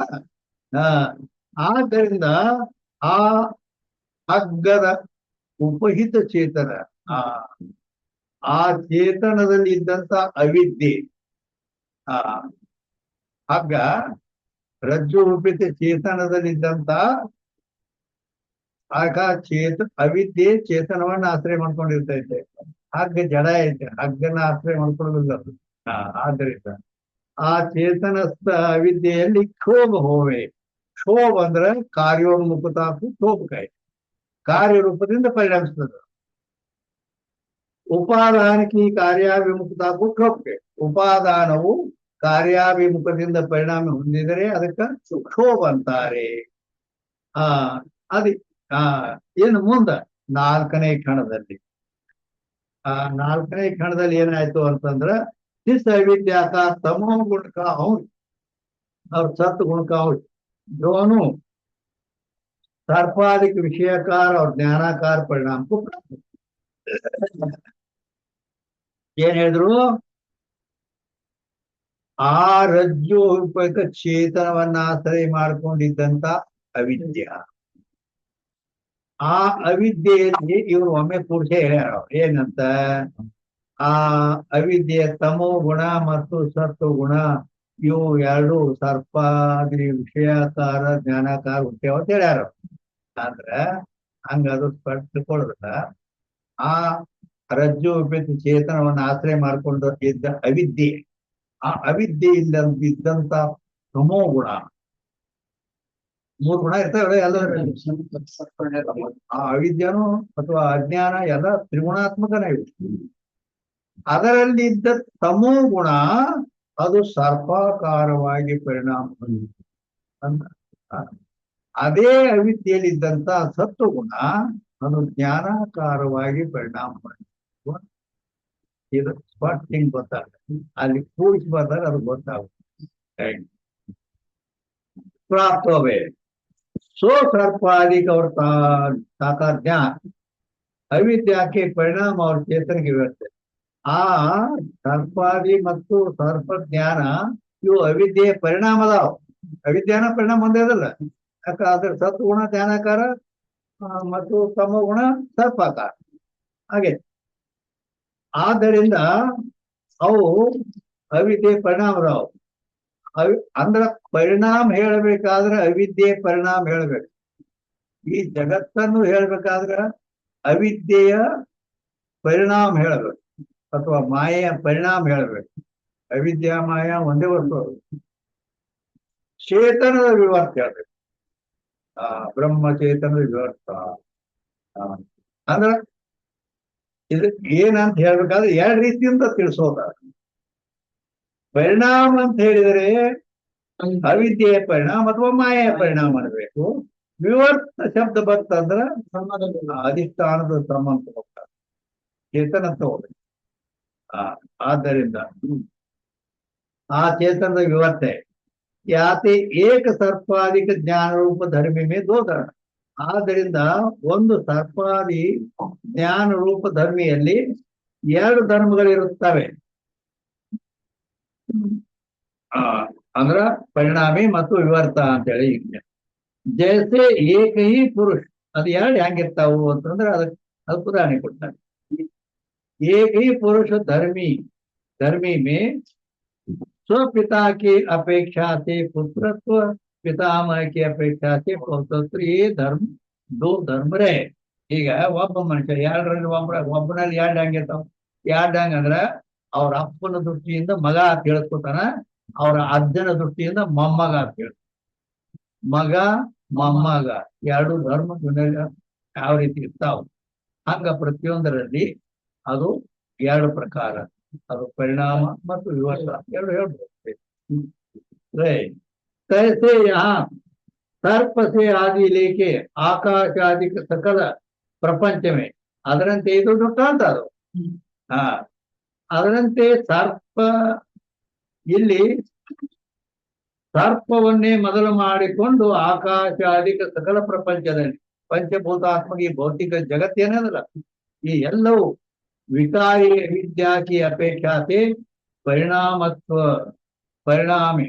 ಇದಕ್ಕ ಈ ಜಗತ್ತಿಗೆ ಕಾರಣ ಹೇಳಬೇಕಾದ್ರ ಅವಿದ್ಯಾ ಅಥವಾ ಮಾಯೆ ಅಜ್ಞಾನದ ಪರಿಣಾಮ ಅಂತ ಹೇಳಬೇಕು.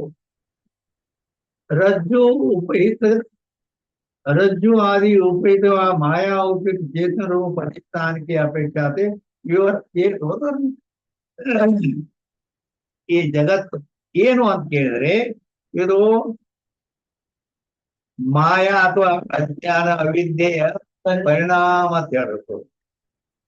ಬ್ರಹ್ಮ ಚೇತನದ ವಿವರ್ತ ಅಂತ ಹೇಳ್ಬೇಕು. ಚೇತನ ದೃಷ್ಟಿಯಿಂದ ವಿವರ, ಮಾಯಾ ಅಜ್ಞಾನಾದಿ ದೃಷ್ಟಿಯಿಂದ ಪರಿಣಾಮ. ಅಂತೂ ಎರಡು ಕೂಡ ಐತೆ. ತಂದೆ ತಾಯಿ ಇಬ್ಬರು ಅಂಶ ಕೂಡ ಶರೀರ ಆಗೈತಿ. ಮ್ಯಾರಿ ಕಾಣೋದೆಲ್ಲ ತಾಯಿದ ಅಂತ.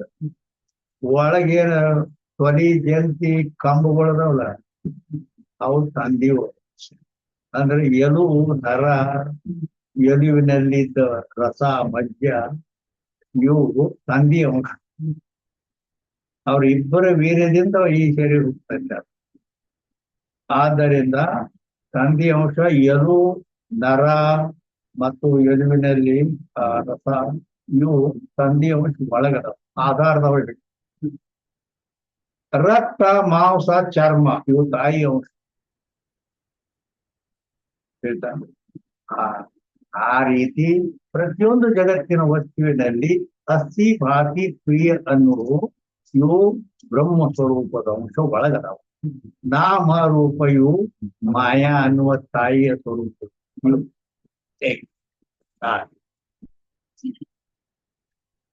रज्जु आदि उपहित और माया उपहित चेतन रूप अधिष्ठान की अपेक्षा से विवर्त ये दो धर्म ಪರಿಣಾಮ ಹೇಳ್ಬೇಕಾದ್ರೆ ಮಾಯಾ ಆ ಕಡೆ ಹೇಳ್ಬೇಕು, ವಿವರ್ತ ಅಂದ್ರೆ ಚೇತನ ಬಗ್ಗೆ ಹೇಳ್ಬೇಕು.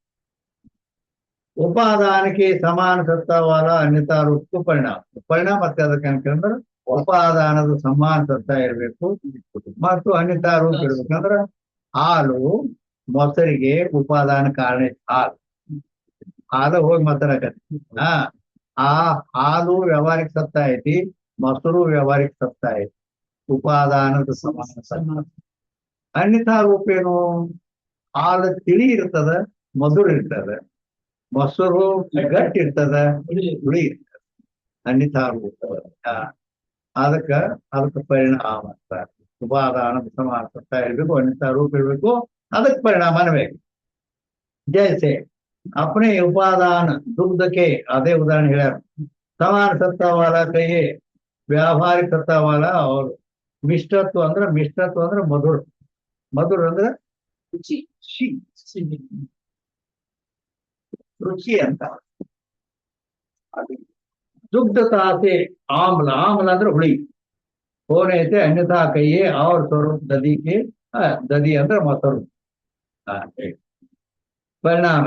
ತೈಸೆ ಉಕ್ತ ಪ್ರಪಂಚವಿ ಅದರಂತೆ ಈ ಪ್ರಪಂಚ ಎಲ್ಲ ಏನೈತಾರೆ ಜಗತ್ತು ಇದು ಅವಿದ್ಯಾಕ್ಕೆ ಸಮಾನ ಪ್ರಾತಿಭಾಸಿಕ ವ್ಯಾವಹಾರಿಕ ಸತ್ತಾವಾದ. ಇದು ಅವಿದ್ಯಾ ಸಮಾನ ಪ್ರಾತಿಭಾಸಿಕ ವ್ಯಾವಹಾರಿಕ ಸತ್ತ ಉಳಿದ.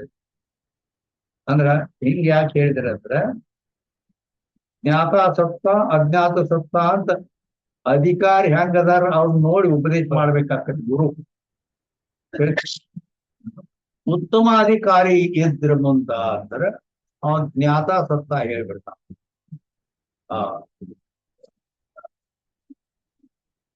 ನಿಜರು ಹೇಳ್ತಾರ ನೆನಸಿನ ಕೀಳ ಜಗವೆಲ್ಲ ಖುಷಿಗೆ ಕನಸಿನಂದದಿ ನಿತ್ಯ ಬರ್ತಾವ. ನೆನಸು ಅಂದ್ರೆ ಜಾಗೃತದಲ್ಲಿ ತೋರು ಈ ಪ್ರಪಂಚ ಎಲ್ಲ ಕನಸು ಹೆಂಗ ಸುಳ್ಳು ಅಂತ ಗೊತ್ತೈತಿ. ಹಂಗ ಈ ಜಾಗೃತ ಪ್ರಪಂಚ ಸುಳ್ಳು ಐತಿ. ಇದು ಇಲ್ಲ ಇಲ್ಲ ಅಂತ ಹೇಳ್ಬೇಕು. ಮತ್ತೇನ ಅಂತ ಅಧಿಕಾರಿ ಇಲ್ಲ ಅಂದ್ರೆ ಮತ್ತೆ ಏನ್ ದಿನ ಏನ್ ನಾವು ಕೆಲಸ ಮಾಡಕತ್ತೇವಿ ಎಲ್ಲ ಉಣ್ತೇವಿ ತಿಂತೇವಿ. ಇದು ಹಂಗ ಸುಳ್ಳ ಇವ್ ಕುಂದತ. ಆದ್ರಿಂದ ಮತ್ತೆ ಇಂಥ ಸಲುವಾಗಿ 3 ಸತ್ತ ಅಜ್ಞಾತ ಸತ್ತ ಆಧಾರ. ಉತ್ತಮಾಧಿಕಾರಿ ಇದ್ದಂದ್ರ ಜ್ಞಾತ ಸತ್ತಾದಿಂದ ಹೇಳ್ಬಿಡ್ಬೇಕು. ಕನಿಷ್ಠ ಅಧಿಕಾರಿ ಇದ್ದಂದ್ರ ಅಲ್ಲಿ ಅಜ್ಞಾತ ಸತ್ತ ತಗೋಬೇಕು, ಮೂರು ಸತ್ತ. ಇದು ಬ್ರಹ್ಮ ಒಂದು ಪಾರಮಾರ್ಥಿಕ ಸತ್ತ ಐತಿ, ಜಗತ್ತು ವ್ಯವಹಾರ ಎಲ್ಲ ಇವು ವ್ಯಾವಹಾರಿಕ ಸತ್ತ ಅದಾವು. ಹಗ್ಗದಲ್ಲಿ ತೋರಿದ ಸರ್ಪ ಅದು ಪ್ರಾತಿಭಾಷಿಕ ಸತ್ತ ಅದಾವು. ಆದ್ದರಿಂದ ಅಧಿಕಾರ ಹೇಗೈತಿ ಮುಂದಿನವ ಹೆಂಗದ ಆ ರೀತಿ ಶಾಸ್ತ್ರ ಹೇಳುದು. ಯಕ್ಷಾನುರೂಪವು ಈ ಬಲಿಯಮ್ಮನೆ ಅಂತ. ಸಂಸ್ಕೃತದೊಳಗೆ ಯಕ್ಷಾನುರೂಪೋ ಈ ಬಲಿಯಮ್ಮನೆ ಅಂದ್ರೆ ಅಂದ್ರ ಈಗ ಗಣಪತಿಗೆ ಬೋನ ಒಯ್ಬೇಕು, ಎಡಿ ಒಯ್ಬೇಕು. ಎಡಿ ಮತ್ತನೇ ಶಿವನಿಗೆ ಏನು ಒಯ್ಬೇಕು? ಶಿವನಿಗೆ ಅಂಬಲಿ ಒಯ್ಬೇಕು. ಅಂಬಲಿ ಹೇಳ್ತಾನೆ ಶಿವಭಕ್ತರಲ್ಲಿ ಅಂಬಲಿ. ಆ ಶಿವನಿಗೆ ಅಂಬಲಿ ಅಂದ್ರೆ ಬಹಳ ಪ್ರಿಯ. ಆ ಅಂಬಲಿ ಹೋದ್ ಗಣಪತಿ ಮುಂದಿಟ್ಟು ಪೂಜೆ ತಂದಿಟ್ಟಿ ಸ್ವೀಟ್ ಬೇಡ, ಉದ್ದಿ ಎಂತ ಹೌದಿಲ್ಲ. ಅದಕ್ಕ ದೇವರು ಹೆಂಗೈತಿ ಎಡಿ ಆ ರೀತಿ ಹೇಳು. ಮತ್ತೆ ಶಿವನಿಗೆ ಅಂಬಲಿ ತಗೊಂಡು ಹೋಗೋದು ಬಿಟ್ಟು ಗಣಪತಿ ಮುಂದೆ ಇಟ್ರೆ ನಡೆಯತನ. ಆದ್ದರಿಂದ ಇಲ್ಲಿ ಉಪದೇಶ ಮಾಡುವಾಗ ನಾವು ಮುಂದೆ ನಾವು ನೋಡಿ ಮಾಡಬೇಕು ಅಂತ ಹಿಂಗಾದ ಉತ್ತಮಾಧಿಕಾರಿಯನ್ನ ಮ್ಯಾಲು ಮೇಲೆ ಅಲ್ಲಿ ಹಿಂದಿತನ ಮೇಲೆ ಹೋಗತಿ. ಜ್ಞಾತ ಸತ್ತಾದ ಎರಡೇ ಸತ್ತ. ಒಂದು ಬ್ರಹ್ಮ ಪಾರಮಾರ್ಥಿಕ ಸತ್ತ ಅದ, ಅದನ್ನು ಬಿಟ್ಟು ಎಲ್ಲ ಪ್ರಾರ್ಥನೆ. ಜಗವಿದು ಖುಷಿಯಾಗಿ ಕಾಣುವವನು ಖುಷಿ, ಮೃಗ ನೇತ್ರೆ ನೋಡಿದೆಲ್ಲವೂ ಖುಷಿ ಅಂತ ಯಾಜ್ಞವಲ್ಕ್ಯರು ಬೇಕಾಗ. ಜಗವಿದು ಖುಷಿಯಾಗಿ ಜಗತ್ ಎಷ್ಟೈತಿ ಎಲ್ಲ ಸುಳ್ಳಾಯ್ತವನಿ. ಆ ಜಗತ್ ಮತ್ ನನಗೆ ಕಾಣಿಸ್ತೈತಲ್ಲ, ಇಲ್ಲಿ ಮಂದಿ ಕೂತಾರು ಹಿಂಗೆಲ್ಲ. ಅವ ತೀರಾ ಸುಳ್ಳು. ಕಾಣುವವರು ಊರೇ ಖುಷಿ, ಈ ಜಗತ್ತನ್ನು ನೋಡ್ತೇನೆ ಅಂದ್ರೆ ತೀರಾ ಸುಳ್ಳು. ಅವ ಉತ್ತಮಾಧಿಕಾರಿ ಹೋಗ್ಬೇಕಾಗತ್ತೆ. ಆದ್ದರಿಂದ ಈ ರೀತಿ ಅಲ್ಲಿ ಈ ಉಪಾದಾನ ಅಂದ್ರ ಪರಿಣಾಮಿ ಉಪಾದಾನ, ಇವತ್ತು ಉಪಾದಾನ ಹೇಳ್ಕೊಂಡ್ ಬಂದ. ಜैसे अपने उपादान ಇಲ್ಲಿ ದುರ್ಗಾದ ಹೇಳ್ಕೊಂಡ್ ಬಂದಾರ. तैसे प्रपंच भी अविद्या के समान प्रातिभाषिक व व्यावहारिक सत्ता वाला अरूप ಅಂದ್ರ ರೂಪರಹಿತ. ಅದು ಒಂದೇ ನಂಬರ್ದಾಗ ಕೆಳಗೆ ಸಿಕ್ಕತ್ತದ. ಅರೂಪ ಅಂದ್ರ ಅರೂಪ ವಿದ್ಯಾ. ಯಾಕಂದ್ರೆ ಅವಿದ್ಯೆಗೆ ರೂಪ ಇಲ್ಲ. और रूप वाला होने के अन्यथा ಅಂದ್ರ ಅಲ್ಲಿ ಹಾಲು ಮೊಸರಿನ ದುಷ್ಟಾಂತ ಹೆಂಗ್ ಕೊಟ್ರು ಹಂಗ ಬ್ರಹ್ಮಕ್ಕೂ ಇಲ್ಲಿ ಜಗತ್ತಿಗೂ ಇಲ್ಲಿ ಅದರಂತೆ ಉಕ್ತ ಪ್ರಪಂಚ ಏನೈತಲ್ಲ ಅವಿದ್ಯೆ ಸಮಾನ ಪ್ರಾತಿಭಾಷಿಕ ವ್ಯಾವಹಾರಿಕ ಸತ್ತ ಅವಳದ್ದು. ಅದು ಎರಡೇ ಸತ್ತ. ಜ್ಞಾತ ಸತ್ತದ ಅಂದ್ರೆ ಪ್ರಾತಿಭಾಷಿಕ ಆಗತಿ ಈ ಜಗತ್ತು. ಮತ್ತ ಅಜ್ಞಾತ ಸತ್ತ ಮೂರು ಸತ್ತ ಹಚ್ಚಿದಂದ್ರ ವ್ಯಾವಹಾರಿಕ. ಆದ್ರಿಂದ ಈ ಪ್ರಪಂಚ ವ್ಯಾವಹಾರಿಕ ಜಗತ್ತೈತಿ. ಅವರು ಅಂದ್ರ ಸಮಾನ ಸತ್ತ ಆಯ್ತ. ಸಮಾನ ಉಪಾದಾನದ ಸಮಾನ ಸತ್ತ ಇರಬೇಕು, ಅನ್ಯತಾ ರೂಪ ಇರಬೇಕು. ಅದಕ್ಕೆ ಪರಿಣಾಮ ಅನ್ಬೇಕು. ಲಕ್ಷಣದ ಬಿಡಿಸ್ಲಕತ್ಯಾರದ ಅನ್ಯತಾ ರೂಪ ಅಂತಂದ್ರ ಅದು ಅವಿದ್ಯಾ ರೂಪ ರಹಿತ ಐತಿ. ರೂಪ ಇಲ್ಲ. ಅವಿದ್ಯೆ ಹೆಂಗೈತಿ? ಕರ್ಗ ಕೆಂಪಗೈತೇನೆ. ಅದಕ್ಕ ಇದು ಜಗತ್ತು ರೂಪ ಉಳಿದ ಅನ್ಯತಾ ರೂಪ. ಅದಕ್ಕೆ ರೂಪ ಇಲ್ಲ, ಜಗತ್ತಿಗೆ ರೂಪ ಅನ್ಯತಾ ಕೈ ಅವ್ರ ಸ್ವರೂಪ. ಯಾತೆ ಅವಿದ್ಯಾಕೆ ಪರಿಣಾಮ. ಈ ಜಗತ್ತೆಲ್ಲ ಅವಿದ್ಯೆಯ ಪರಿಣಾಮ. ಅಧಿಷ್ಠಾನ ಸೇ ವಿಷಮ ಸತ್ತಾವಲ್ಲ. ಇನ್ನು ವಿವತ್ತ ಅಂತ ಎದಕ್ಕಂದ್ರು ಅದರ ಲಕ್ಷಣ ಮಾಡ್ತಾರೆ. ಅಧಿಷ್ಠಾನ ಸೇ ವಿಷಮ ಸತ್ತಾವಲ್ಲ ಅನ್ಯತಾ ಸ್ವರೂಪ ವಿವರ್ತಕೈ.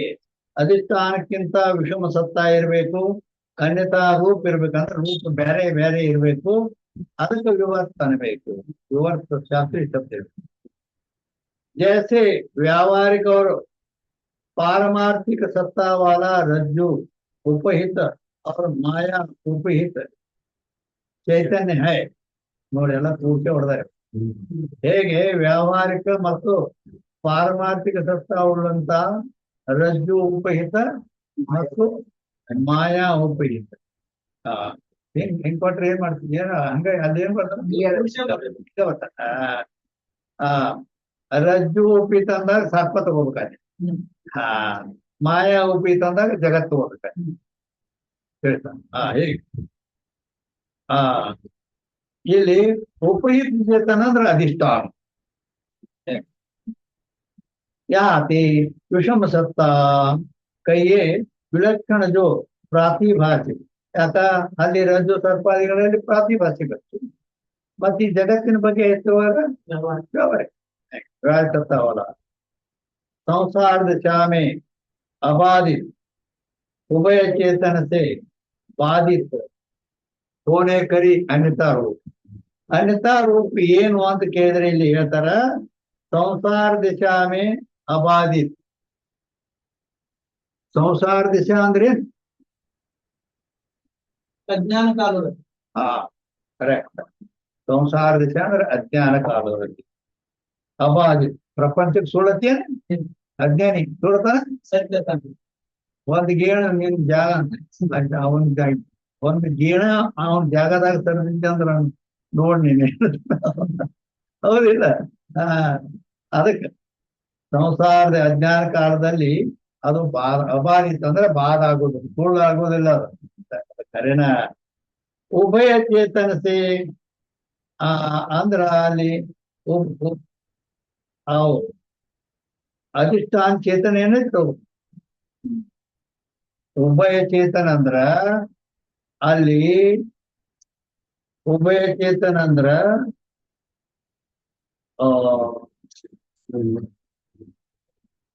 ರಜ್ಜು ಉಪಯುಕ್ತ ಚೇತನ, ಮಾಯಾ ಉಪಯುಕ್ತ ಚೇತನ ಹೇಳಿದ್ರೆ ಅವು ಎರಡು. ಅದೇ ಕರೆಕ್ಟ್. ಅವು ಉಭಯ ಅಂದ್ರೆ ಎರಡು. ಚೇತನಸೆ ಬಾಧಿತ್ ಅಂದ್ರ ಆ ಚೇತನ ದೃಷ್ಟಿಯಿಂದ ಏನಾಗವರು ವಾದ ಅಂದ್ರೆ ಮಿಥ್ಯತ್ವ ನಿಷೇಕ ವಾದ ಅಂತ. ಹೋನೆ ಕರಿ ಅನ್ಯತಾ ಕೈಯೇ. ಅನ್ಯತಾ ಅನ್ಯತಾ ರೂಪ ಅಂತ ಹೇಳ್ತಾರಲ್ಲ, ಅನ್ಯತಾ ಅಂದ್ರೆ ಅವ್ರ ಸ್ವರೂಪ ಹೋಣೆತೆ. ಅವ್ರ ಸ್ವರೂಪ ಹೋಣೆತೆ ಸರ್ಪಾದಿ ಪ್ರಪಂಚ ಚೇತನ का ವಿವರ್ತ. ಆ ಸರ್ಪಾದಿ ಏನು ಜಗತ್ತಿದೆ ಐತಲ್ಲ ಅವೆಲ್ಲ ಅದು ಚೇತನದ ವಿವರ್ತ ಐತಿ.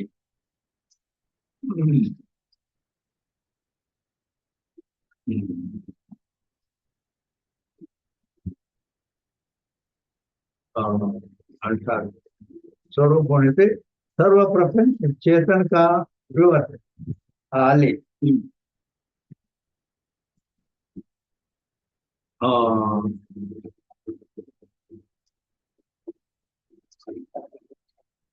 ಅಂದ್ರೆ ಏನ 221ನೇ. इस रीति से सर्प दंड माला जलधारा और पृथ्वी की दरार इत्यादि 10 पदार्थ में जैसे जिस जिस संस्कार सहित पुरुष के दोष सहित नेत्र का रज्जु में संबंध हो के ताकि इदमाकार वृत्ति होवे, ताकि वृत्ति उपयुक्त चेतन में स्थित अविद्या 100 पदार्थ और का ज्ञान रूप परिणाम साथ ही होवे हैं.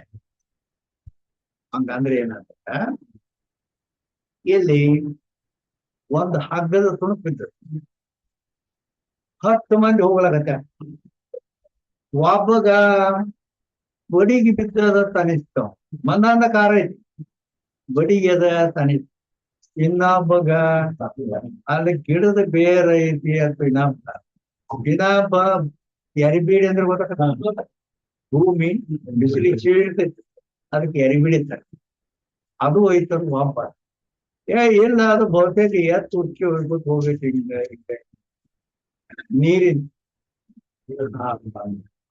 ಒಬ್ಬ ಇನ್ನೊಬ್ಬ ಹೂವಿನ ಮಾಲೆ ಇರ್ಬೇಕಂತ ಹಿಂಗ ಅನೇಕ ಪ್ರಕಾರ ತೋರ್ತಾವು. ಅವು ಯಾಕ ಹಿಂಗ ಅನೇಕ ಇದ್ದದ್ದು ಒಂದು ಹಾಗೈತೆ. ಆದ್ರೂ ಇಟ್ಟು ಬೇರೆ ಬೇರೆ ಯಾಕೆ ತೋರ್ದು ಅಂದ್ರ ಅವರವರ ಅಂತಃಕರಣದಲ್ಲಿ ಸಂಸ್ಕಾರ ಬೇರೆ. ಸರ್ಪದ ಸಂಸ್ಕಾರ ಇದ್ದಾವ್ ಸರ್ಪ, ದಂಡದ ಸಂಸ್ಕಾರ ಇದ್ದಾವ್ ಹಿಂಗ ಅದನ್ನ ಹೇಳಿದ್ರು ಅವರು. ಆ ಉದ್ಯುಕ್ತತೆ ಇದ್ದಂತ ಅವಿದ್ಯೆ ಸೋಸೋ ಪದಾರ್ಥ ಆ ಸಂಸ್ಕಾರ ಮೂಲಕವೇ ಇವಾಗ ಆ ವಸ್ತು ಪ್ರತೀತಿ ಆಗ್ತೈತೆ, ಭ್ರಾಂತಿ ಆಗ್ತೈತೆ.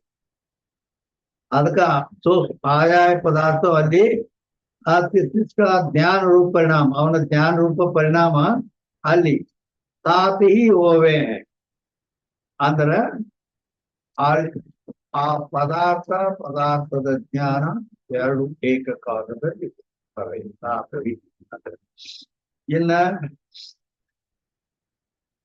जहाँ एक रज्जु में सर्पादिकंते एक ही पदार्थ संस्कार सहित दश पुरुषन के सदोष नेत्र का रज्जु से संबंध होके ಇಲ್ಲಿ ಒಂದೇ ಹಗ್ಗದ ತುಣುಕು ಐತಿ. ಅಲ್ಲಿ ಸರ್ಪಾದಿಕಂತೆ ಏಕೀ ಪದಾರ್ಥಕ್ಕೆ ಒಂದು ವಸ್ತು ಹಗ್ಗ ಒಂದೈತೆ, ಆದ್ರೂ ಸಂಸ್ಕಾರ ಸಹಿತ ದಶ ಪುರುಷನಿಗೆ 10 ಮಂದಿ ಅದಾರ, ಅವ್ರಿಗೆ ಸಂಸ್ಕಾರ ಬೇರೆ ಬೇರೆ ಅದಾವ. सदोष नेत्र का रज्जु से संबंध होके जाके इदमाकार वृत्ति होवे, ताकि वृत्ति विपरीत चेतन में स्थित अविद्या के सो पदार्थ का ಜ್ಞಾನ ರೂಪ ಪರಿಣಾಮ ಹೊಂದಿದೆ. ಅವನಲ್ಲಿ ಸರ್ಪ ಸಂಸ್ಕಾರ ಇದ್ರೆ ಅವನ ಸಂಸ್ಕಾರ, ಅವನ ದಂಡದಿದ್ರೆ ದಂಡ ಕಾಣ, ಹಿಂಗೆ ಬ್ಯಾರೆ ಬ್ಯಾರೆ ಬ್ಯಾರೆ ಸಂಸ್ಕಾರನೊಮ್ಮೆ ಅಲ್ಲಿ ಅಧ್ಯಾಸ ಆಗ್ತೈತಿ. और जहाँ एक रज्जु में दश पुरुषन के सदोष नेत्र का रज्जु से संबंध होके सर्प दंड माला आदि एक एक का जिनको भ्रम होवे, ಅಲ್ಲಿ ಒಂದು ಹಗ್ಗದಲ್ಲಿ 10 ಮಂದಿಗೆ ಆ ನೇತ್ರದಿಂದ ಸಂಬಂಧ ಆದಾಗ ಸರ್ಪ ದಂಡ ಮಾಲ ಮೊದಲಾದ ಇವು ಏನು ಅವರಿಗೆ ಭ್ರಮ ಆಕೈತಿ. ಸಹ ಜಾಕಿ ವೃತ್ತಿ ಉಪಿತ ಚೇತನ में जो ವಿಷಯ ಉಪಜಾಯ, ಅವನ ವೃತ್ತಿ ಉಪಿತ ಚೇತನ ಏನೈತೆ ಅಲ್ಲಿ ಯಾವ ವಸ್ತು ಉತ್ಪನ್ನ ಆಗಿದೆಯೋ ಸೋ ತಾಯಿಗೂ ಪ್ರತಿ ಅದೇ ಅವಾಗ ಸರ್ಪದ್ರ ಸರ್ಪ, ಇನ್ನೊಬ್ಬ ದಾಂಡಿದ್ರ ದಾಂಡ, ಹಿಂಗ ಆ ಸಂಸ್ಕಾರ ಮೂಲಕವಾಗಿ ಬೇರೆ ಬೇರೆ ಆಗ ಅನ್ಯಕೂನೆ ಒಬ್ಬರಿಗೊಂದು ಅದ ಅಂದ್ರ ಸಂಸ್ಕಾರ ಯಾವ ರೀತಿ ಐತಾವ ಅದ ಮತ್ತೊಬ್ಬರಿಗೆ ಅದ ಅವ್ರದ್ದು ಬೇರೆ ಐತದ ನಾವು ಬೇರೆ. 222ನೇ अंक इस रीति से उक्त जो ब्रह्मज्ञान सो इंद्रिय जन्य नहीं, ಆದ್ದರಿಂದ ಆ ಭ್ರಾಂತಿ ಜ್ಞಾನ ಅದು ಇಂದ್ರಿಯ ಜನ್ಯ ಇಲ್ಲ. ನೈಯಾಯಿಕರು ಇಂದ್ರಿಯ ಜನ್ಯ ಒಪ್ಪುತ್ತಾರೆ, ನ್ಯಾಯಶಾಸ್ತ್ರ ವೇದಾಂತ ಇಂದ್ರಿಯ ಜನ್ಯ ಒಪ್ಪೋದಿಲ್ಲ. जो ब्रह्मज्ञान तो इंद्रिय जन्य नहीं किंतु अविद्या की ವೃತ್ತಿ ರೂಪ ಇಲ್ಲಿ ಅದು ಬಹಳ ಮರ್ಮ ಐತ. ಅಂದ್ರ ಇದಂ ಪರ್ಯಂತ ಅಂತಃಕರಣ ವೃತ್ತಿ ಇರ್ತದ, ಮುಂದ ಸರ್ಪ ಅನ್ನುವಾಗ ಅವಿದ್ಯಾ ವೃತ್ತಿ ಪ್ರಾರಂಭ ಆಗ್ತದೆ. ಇಲ್ಲಿ ಸೂಕ್ಷ್ಮ ಐತೆ. ಆದ್ದರಿಂದ ಪರಂತು ವೃತ್ತಿ ಉಪಯುಕ್ತ ಚೇತನ में स्थित अविद्या का ಪರಿಣಾಮ ಭ್ರಮ. ಆದ್ದರಿಂದ ಉಪಯುಕ್ತ ಚೇತನದಲ್ಲಿದ್ದಂತಹ ಅವಿದ್ಯೆ ಏನೈತಲ್ಲ ಅದರ ಪರಿಣಾಮವೇ ಭ್ರಾಂತಿ ಆಗುತ್ತದೆ. तो इदमाकार वृत्ति नेत्र से रज्जु आदि विषय के संबंधते होवे, ಆ ಇದಂ ಇದು ಅನ್ನೋದೈತಲ್ಲ ಅದ ನೇತ್ರದಿಂದ ಹಗ್ಗ ತನಕ ಹೋಗಿ ಅದರ ವಿಷಯದೊಡನೆ ಸಂಬಂಧ ಆಗಿರ್ತೈತೆ. ಯಾತೆ ಬ್ರಹ್ಮಜ್ಞಾನವೇ ಇಂದ್ರಿಯ ಜನಿತಾಕಿ ಪ್ರತಿ, ಆದ್ದರಿಂದ ಅದು ನೇತ್ರದಿಂದ ಆ ಹಗ್ಗ ತನಕ ಹೋಗಿ ಮುಟ್ಟೋತನ ಈ ನೇತ್ರದ ಇಂದ್ರಿಯದ ಕೆಲಸ ಐತೆ. ಆದ್ದರಿಂದ ಅದು ಏನ್ ಅನಿಸ್ತೈತಿ, ಇದು ಇಂದ್ರಿಯ ಜನ್ಯವೇ ಇದ್ದಿದ್ದು ಹಗ್ಗದಲ್ಲಿ ತೋಳಿದ ಸರ್ಪ ಅಂತ. ಆದ್ರೆ ವೇದಾಂತ ಅದನ್ನು ಒಪ್ಪಿಲ್ಲ. ಅದ ಅವಿದ್ಯಾ ವೃತ್ತಿ ಚೇಂಜ್ ಆಗ ಆ ನೇತ್ರದಿಂದ ಅಲ್ಲಿ ತನಕ ಹೋಗೋ ತನಕ ಅಂತಃಕರಣ ವೃತ್ತಿ ಅದು ಇದು ಅನ್ನೋ ತನಕ.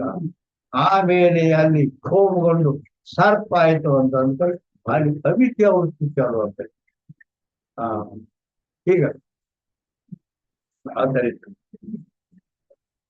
ಇಂದ್ರಿಯ ಜನ್ಯತಾಗಿ ಅದಕ್ಕ ಇಲ್ಲಿ ಅವ್ರಿಗೆ ಅದು ಇಂದ್ರಿಯ ಜನ್ಯ ಅಲ್ಲ, ವೇದಾಂತ ಒಪ್ಕೊಂಡಿಲ್ಲ, ನ್ಯಾಯಿಕ ಪ್ರತಿಧ್ವನಿತೆ ನೇತ್ರ ನೈಯಾಯಿಕನಕ್ಕೂ ಇಂದ್ರಿಯ ಜನತಾಕಿ ಭ್ರಾಂತಿ ಹೋಗ್ತದೆ. ಆದ್ರಿಂದ ಮೊದಲು ಇಲ್ಲಿ ಇದಂ ಪರ್ಯಂತ ನೇತ್ರದಿಂದ ವೃತ್ತಿ ಐತೆ ಅಂತೇಳಿ ಇಂದ್ರಿಯ ಜನ್ಯ ಅಂತ ಅವ್ರಿಗೆ ಭ್ರಾಂತಿ ಆಗಿದೆ. और कोई वेदांती भी ऐसे अंगीकार करें, ಕೆಲವು ವೇದಾಂತಿಗಳು ಕೂಡ ಈ ರೀತಿ ಅಂಗೀಕಾರ ಮಾಡ್ತಾರೆ. ಪರಂತು ತಾಕಿ ಉಕ್ತಿ ಯುಕ್ತಿ ಅವರ ಅನುಭವಕ್ಕೆ ವಿರುದ್ಧ. ಆದ್ರೆ ಇದು ವೇದಾಂತದ ನಿಯಮ ಗೊತ್ತಿಲ್ಲ ಅವನಿಗೆ. ಆ ವೇದಾಂತ ಎಲ್ಲೆಲ್ಲಿ ಏನೇನು ಒಪ್ಪ್ಯಾರ ಏನು ಒಪ್ಪಿಲ್ಲ ಹೆಂಗ್ ಆದ್ರೆ ಹಂಗಾಗಿ ಕೆಲವೊಂದು ತಪ್ಪಾಟನ ಆಗ್ತಿರ್ತಾವ ವಿರುದ್ಧ. ಆದ್ರಿಂದ ಯುಕ್ತಿಗೆ ಮತ್ತು ಅನುಭವಕ್ಕೆ ವಿರುದ್ಧ ಬರ್ತದ. ಯಾಕೆ ಸಮೀಚೀನ ಅವ್ರ ವೇದಾಂತಿಗಳಲ್ಲಿ ಹಿಂಗೆ ಹೇಳ್ತಾರ ಅಂದ್ರು ಅವ್ರು ಯೋಗ್ಯ ಇಲ್ಲ.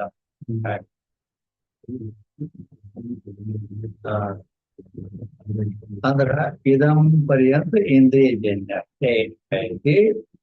ಸರ್ಪಜ್ಞಾನ ಅದು ಅವಿದ್ಯಾಜನ್ಯ ಬ್ಯಾರೆ. ಆದ್ದರಿಂದ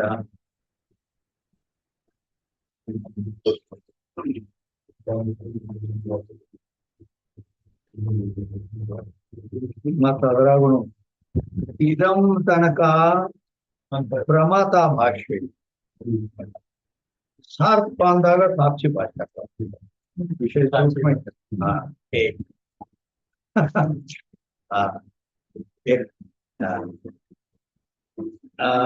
ಎಲ್ಲಿ ಗೊತ್ತೋ ಸಂಗಯ್ಯ ಈ ರೀತಿಯಿಂದ ಸಿದ್ಧಾಂತದಲ್ಲಿ ಸಂಪಾದನೆ ಕೊನೆಯ ವಾಕ್ಯ ಈ ರೀತಿಯಿಂದ इस रीति सिद्धांत में अंगीकरणीय अनिर्वचनीय ಖ್ಯಾತಿ की ರೀತಿ ಸಂಕ್ಷೇಪಕ್ಕೆ ಈ ರೀತಿಯಾಗಿ ನಮ್ಮ ವೇದಾಂತ ಸಿದ್ಧಾಂತದಲ್ಲಿ ಅಂಗೀಕಾರ ಮಾಡಲ್ಪಟ್ಟಂತ ಅನಿರ್ವಚನೀಯ ಖ್ಯಾತಿಯ ರೀತಿ ಈ ರೀತಿ ಇದೆ ಅಂತ ಹೇಳಲ್ಪಟ್ಟಿದೆ. ಇತಿ ಶ್ರೀ ವೃತ್ತಿ ರತ್ನಾವಲ್ಯಾಂ ಅನಿರ್ವಚನೀಯ ಖ್ಯಾತಿ ನಿರೂಪಣಂ ನಾಮ ಅಷ್ಟಮ ರತ್ನಂ ಸಮಾಪ್ತ. ಎನ್ನುವಂತ ಹೋಗಲಿಲ್ಲ ಮುಂದೆ ಅಂದ್ರೆ